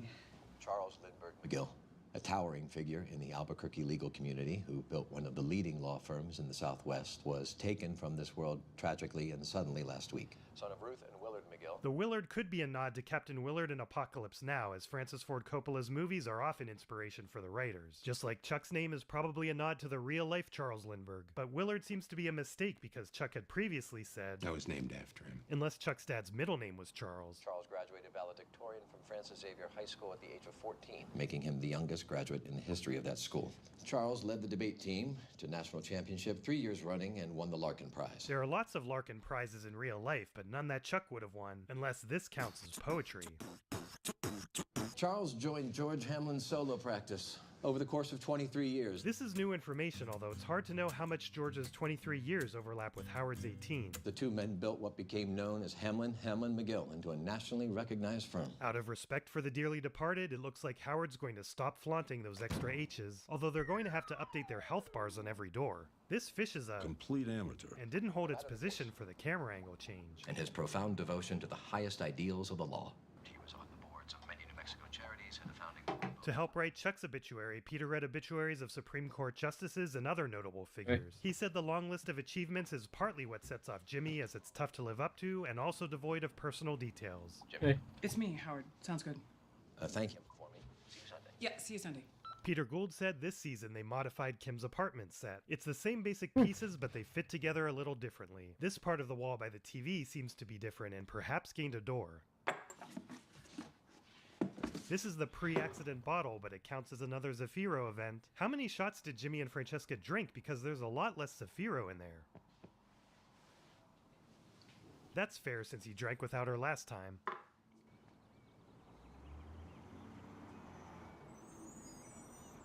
We get a repeat of events from last season, which is occasionally done in Breaking Bad and Better Call Saul, but I'm fascinated by the fact that 32 seconds of basically identical footage is repeated here, except the timing of this sequence to shave off 3.5 seconds. Thanks. We're headed to Lovelace if you'd like to follow. We're headed to Lovelace if you'd like to follow. But Minky one-upped Peter, who directed Lantern, because rather than repeat this shot, she had the show build this fake telephone pole in the foreground to add depth and layers to the shot. It's so funny to me to hear him call Juan Bolsa Don Juan, something we never heard in Breaking Bad. He'll do more of this in Better Call Saul. Juan Bolsa wants to see you. You drive. Rude. Don Héctor tuvo un derrame cerebral, no sabemos cuándo volverá. Pero escúchenme, el territorio de Salamanca casi queda el territorio de Salamanca. Nada cambia. Lárguense. Gustavo, ¿qué piensas? Alguien se moverá contra los Salamancas. And Gus could be that someone. Lo que trae la guerra. Lo que trae el caos. Lo que trae la DEA. Instead of using a crane for this shot, director of photography Marshall Adams used a drone. You can see some motion when you speed it up. There happened to be a fire in the distance which gave this shot a more hazy look. People need to stop littering in the Rio Grande. I feel like we're back in the film artifact days, but Vince said that this little dot is Jupiter. What do you think, Mike? Jupiter's easy, cause it's so damn bright it glows white. Look for something bigger than a regular star. If it's not moving or blinking like an airplane, odds are you're looking at Jupiter. Nacho's aware of this looky-loo.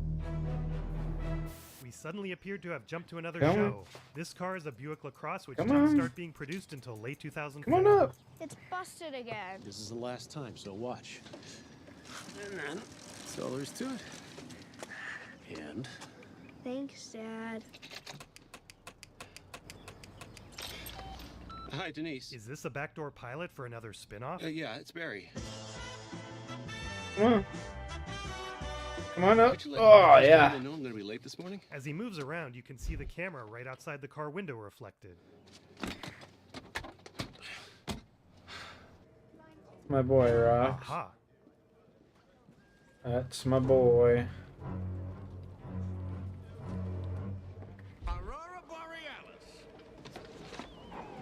Bruce had the speed. He could kick you before you saw him move. Muhammad Ali hits you, you're going down. That's a fact. This place is full of generic drinks, so no obvious anachronisms, although that Sun Chips logo wasn't introduced until 2016. Also, who would buy a can of soda when you can dispense it for free right here? Boxing is a sport. Martial arts is life and death. It's an argument as old as time, and something that I'm sure Badger and Skinny Pete have debated. He sweeps it to the deck. Do you have a gun? Because if he doesn't, it's Ali in 3 minutes or less. Most people agree, including Bruce Lee himself. Hey, hold up. Wait.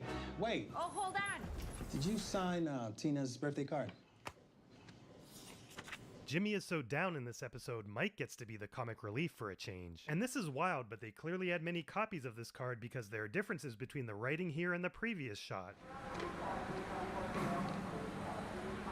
Sweet, a Yamaha golf cart from the future. This is what period-appropriate golf carts would look like. The lights normally only turn on demand, but to avoid continuity issues, they manually turn them all on. Although Mike gets to explain himself in the next episode, I do think him wanting to work and be useful is a very real factor here. Nice to fix something for once.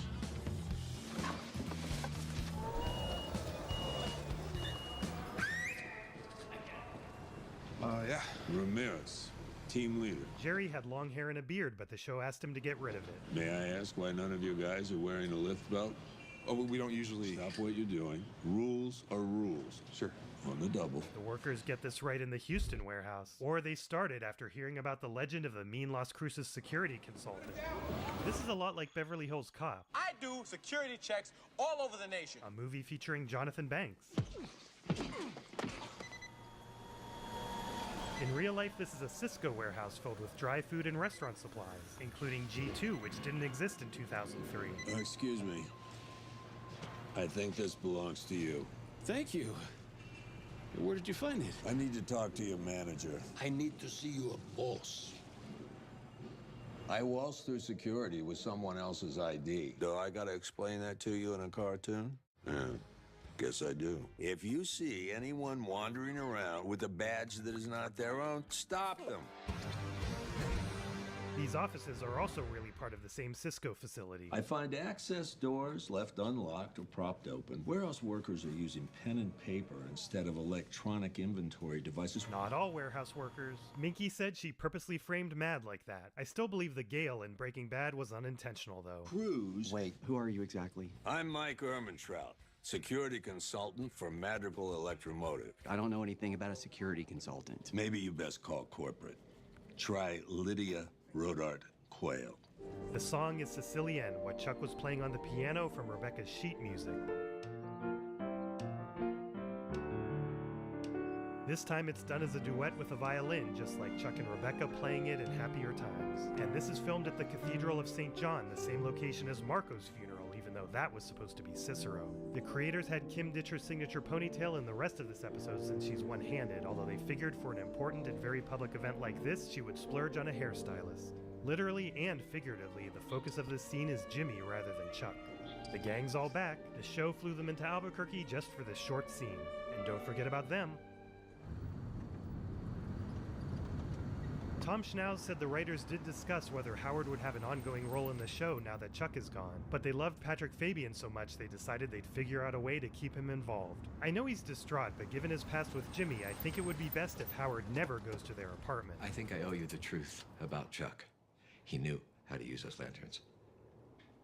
I don't think what happened was an accident. You probably heard Chuck was retiring, but that's not the truth. The truth is that we had a disagreement, and I pushed him out. Chuck was sick for years, and after the bar hearing... The bar hearing had nothing to do with it. He started getting better after that. He was improving until the thing with the insurance. So it wasn't the bar hearing. What about the insurance? Our malpractice insurance. They found out about Chuck's condition and raised our rates. Chuck went ballistic. He wanted to go to war, so I forced him out. It never occurred to me that I could hurt him. Nobody seems to learn that Chuck had feelings until it's too late. I honestly didn't think it would hurt you so bad. I think he did what he did because of me. Well, Howard, I guess that's your cross to bear. Wow. Both of them love to make Howard feel guilty. If you are hiding that from your clients, well, Howard, that's on you. On the one hand, he must be feeling some relief that to others it no longer looks like his actions during chicanery caused this. He can pin it on Howard and let him stew in the emotions Jimmy himself was suppressing. And it could be payback for their last interaction. You'll get your damn money. But his petty action ultimately killed Chuck, although you could argue that the insurance company would eventually do what they did anyway. So he doesn't know how to process this, and something seems to snap. He's back to the same happy Jimmy from the start of the episode. And hey, that's not the same fish. Jimmy! Look at her go. So I'm gonna make some coffee. Maybe want some? Bob described it as a massive compartmentalization, and due to their final conversation, he believes Chuck doesn't deserve any more of his heart and soul. He may have wondered if Chuck intentionally made "You've never mattered all that much to me" his last word so he would suffer for the rest of his life, and Jimmy decides here that Chuck doesn't get to do that to him. This is so inappropriate. Is this the moment Jimmy becomes Saul? And we end the episode with the realization that Kim will never have enough Post-its. Peter thought this was such a risky episode because Jimmy is so subdued, and there's a lot going on for characters under the surface. We've got another 2-year member, Xylary, and fucking banger episode, bud.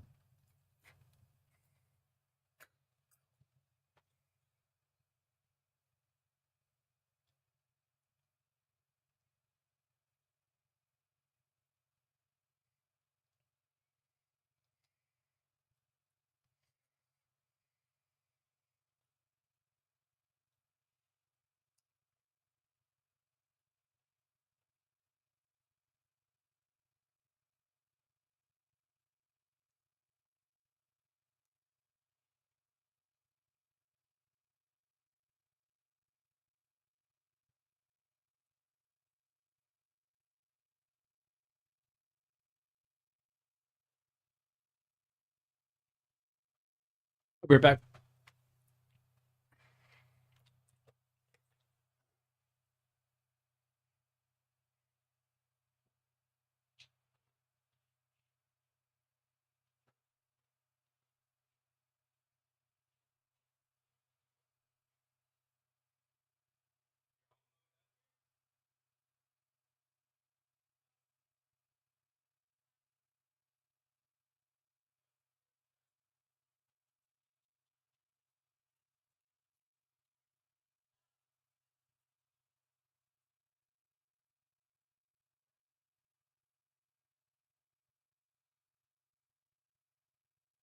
Pain in my ass, Rocky.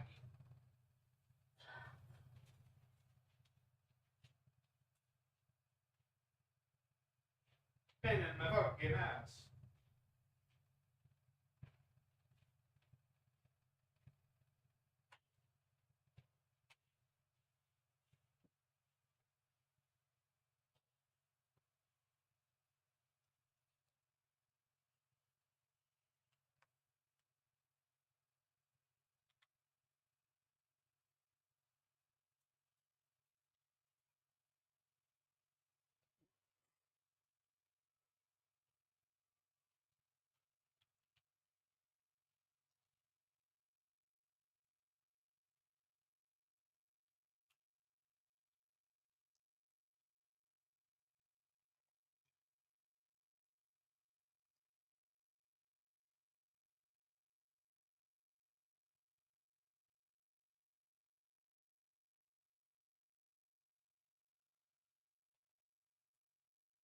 Respawn just released one of the craziest blogs ever, and it shows us some crazy stats that you could actually scientifically use to win more fights, and also it gives us a look into who might get the next Legend rework.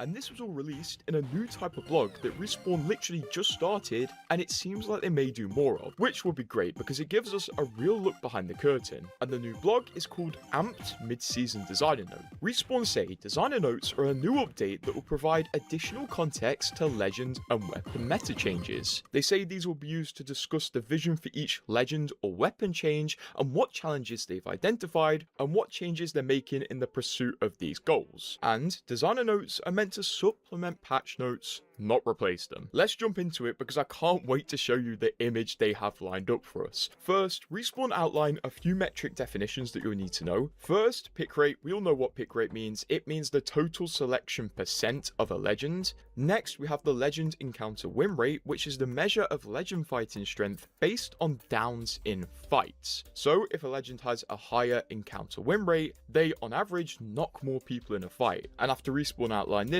they give us this image, the Legend pick rate and encounter win rate chart. It's honestly insane that Respawn shared this with us, and if you can't understand it, let me explain. The higher the Legend, the higher the pick rate, and the further right a Legend is, the higher their encounter win rate. I am sure there's one Legend that's screaming at you right now, Bloodhound. They have a low pick rate and a really low encounter win rate. They are losing lots of fights. On the other hand, Horizon is super far right, so she has the most above average encounter win rate, which means on paper, if you want to win more fights, learn Horizon.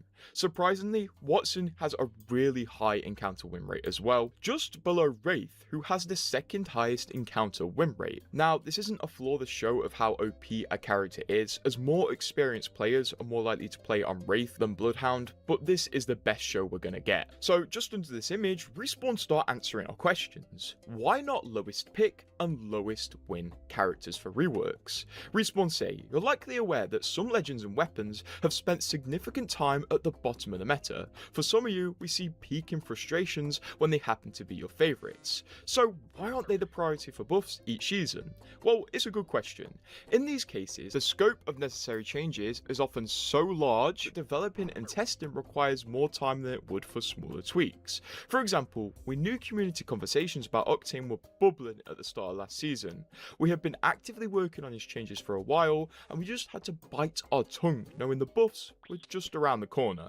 Additionally, with the size of a game like Apex, 27 Legends, multiple game modes and maps, and an entire arsenal of weapons, every seemingly small tweak to a character or weapon can have unexpected ripple effects through the game. This means we need to move as quickly as we can, keeping the bigger picture in mind, which results in varied but often longer timelines. Octane is a fan favourite that has dropped in popularity over the years.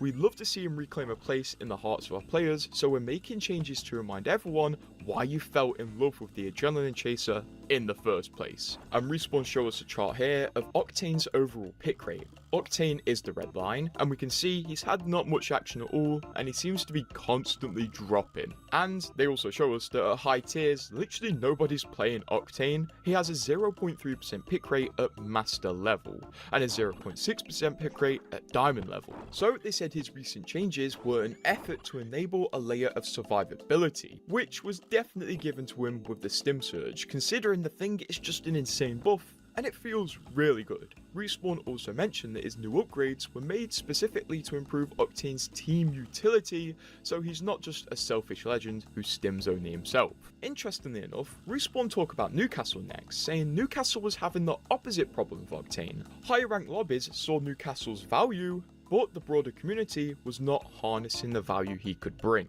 And they show here, in Platinum Plus, his daily pick rate was atrocious. So, with his recent buffs, their goal is to make him feel less sluggish, which I can vouch, he feels way less sluggish, and more appealing to the broader community. Next, Crypto. Here Respawn show an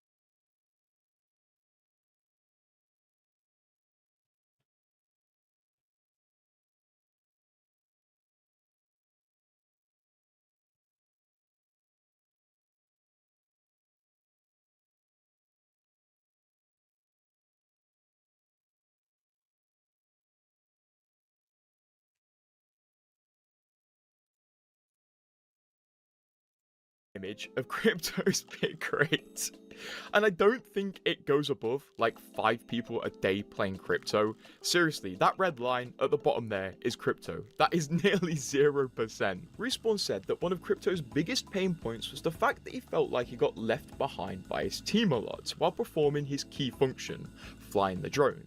Therefore, their main goal in buffing Crypto was to simply allow him to better keep up with his teammates. So the drone launches faster now, and you have quicker in and out times of the drone. He can also now hop on the drone when ziplining and opening a mythic bin, and the new upgrades allow him to keep in the fight by trailblazing his allies. Next, Respawn show us something I would have never expected to see: the weapon pick rates and win rates. So this chart is essentially the weapon version of the Legend one I showed you earlier. Firstly, to nobody's surprise, the R99 is the most picked weapon in the game.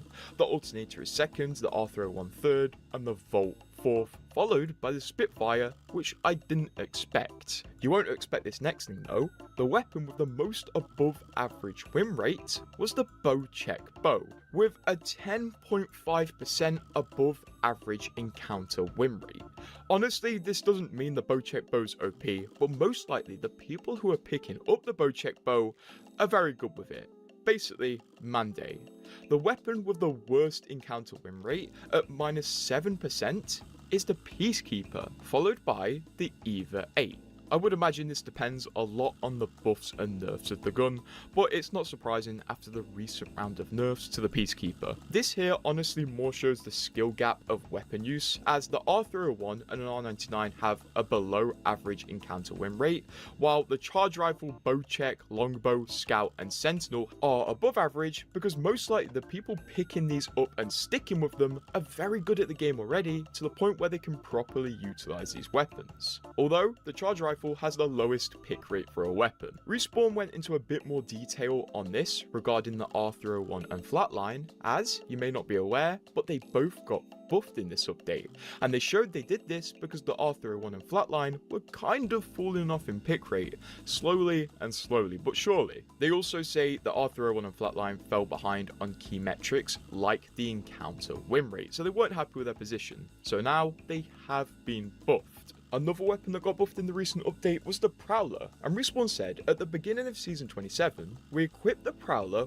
with the auto-fire burst capability, which resulted in a drop in its weapon encounter win rate from the transition between Season 26 and 27. So it recently received follow-up changes to try to get it back in the position it should have been. It is honestly insane having this many stats from Respawn. I would have never expected to see this screen, but I'm sure you're asking now, which legends are gonna get the next refresh, rework, whatever you want to call it? Well, looking at this here, it's pretty obvious it will most likely be Bloodhound or Fuse. These characters are at the bottom of the barrel in two separate regards, and I really don't think Respawn would have released this image and then said, trust me, if you think a legend needs a rework, they're probably being worked on, without having anything in the pipeline for Bloodhound. You may not know, but Bloodhound has already had a refresh once before with the White Raven. The White Raven wasn't always in the game, it's more of a recent addition, but I think Respawn can do much better. And when we have legends that literally mog Bloodhound in the ability of pretty much anything, especially scanning, Bloodhound needs changes. If you're going to take away anything from this, if you want to be a better Apex player, learn Horizon, and also learn the bow check bow, and you'll go pro. But I hope Respawn keep doing these, it's a really good insight into why they make changes, and subscribe because they probably will do more in the future, and I'll make a video on them. Also, if you buy any Apex coins,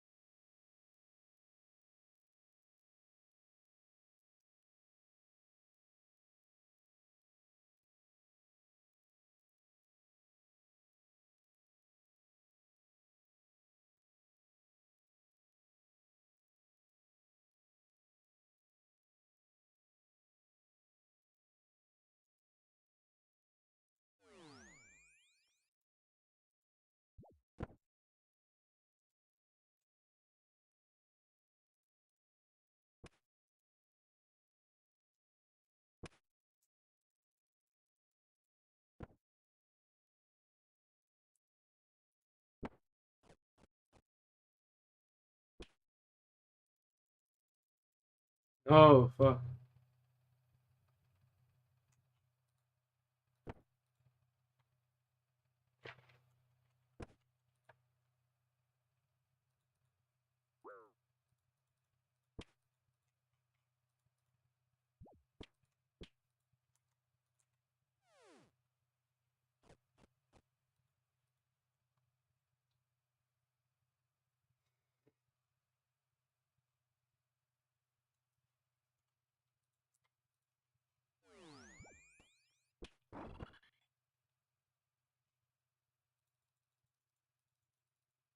There's no way, bro.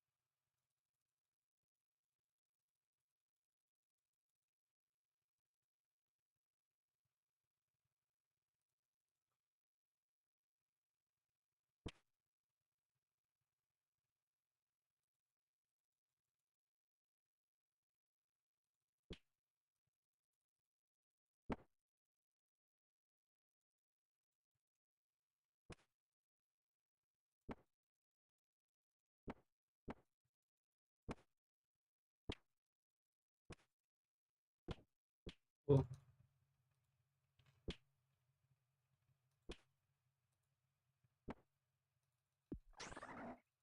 Ugh.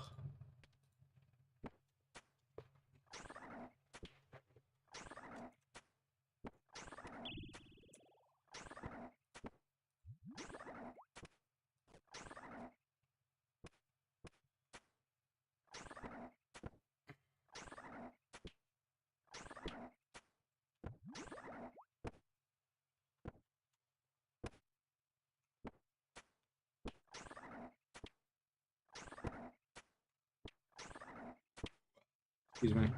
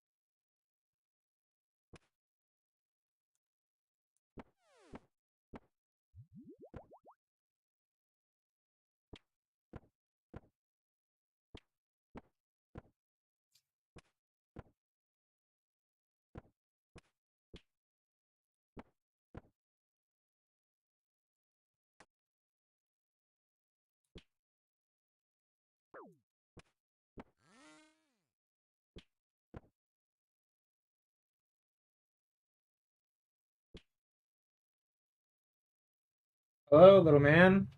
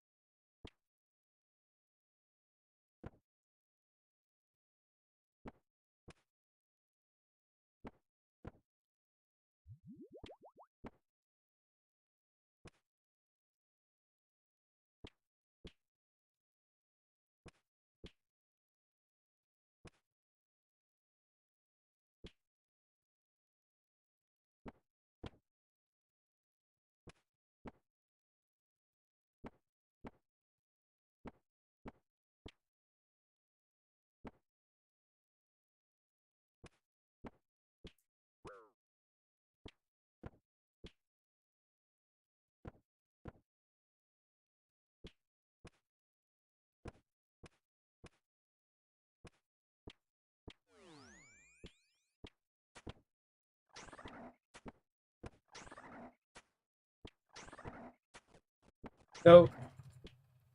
I fucked up.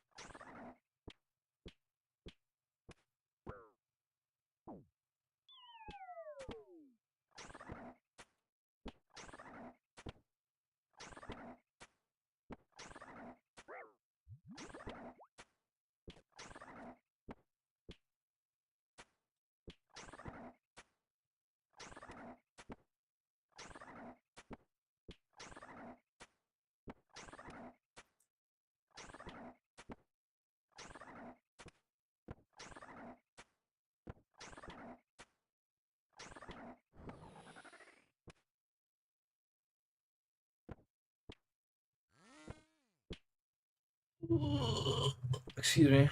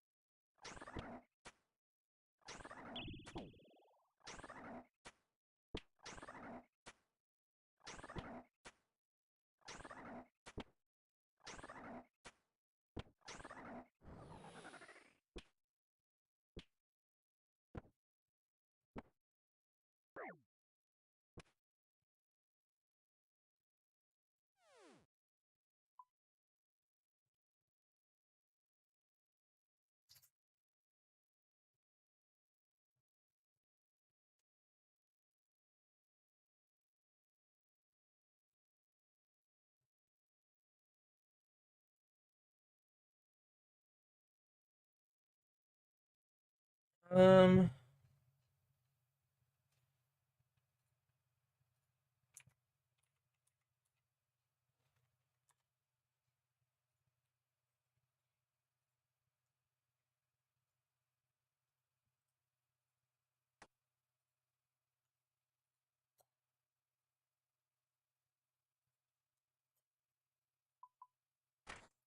I'm gonna do these clues real quick.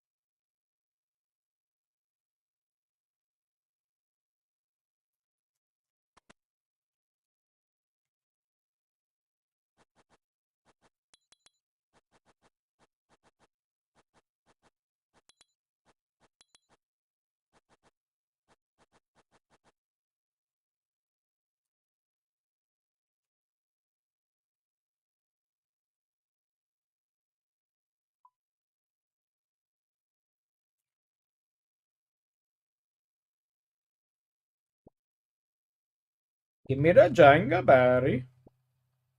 Poison berries.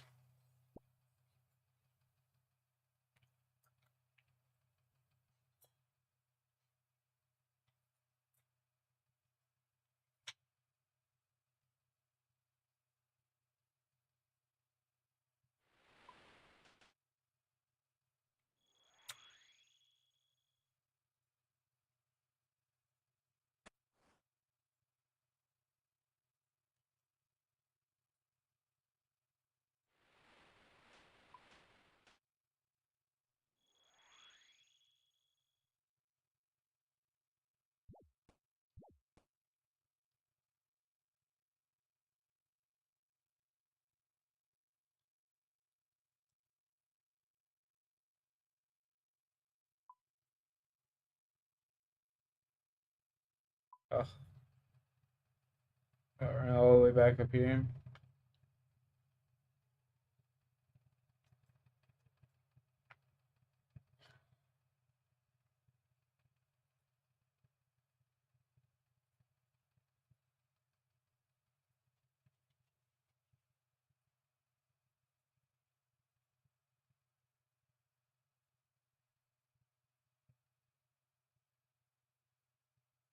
Who is it?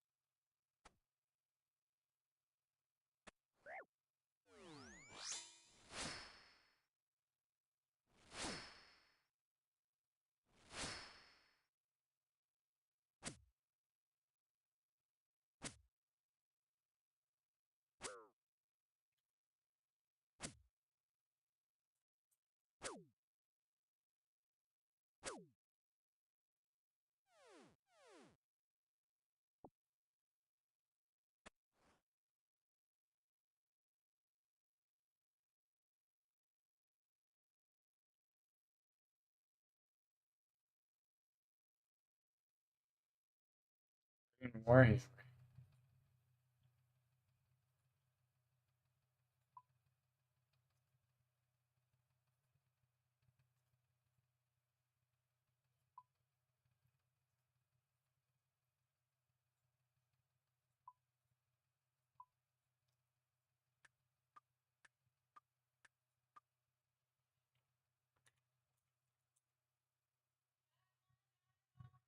Alright, I'll be right down. I gotta go for now. I'll be back. Oh, Rocky.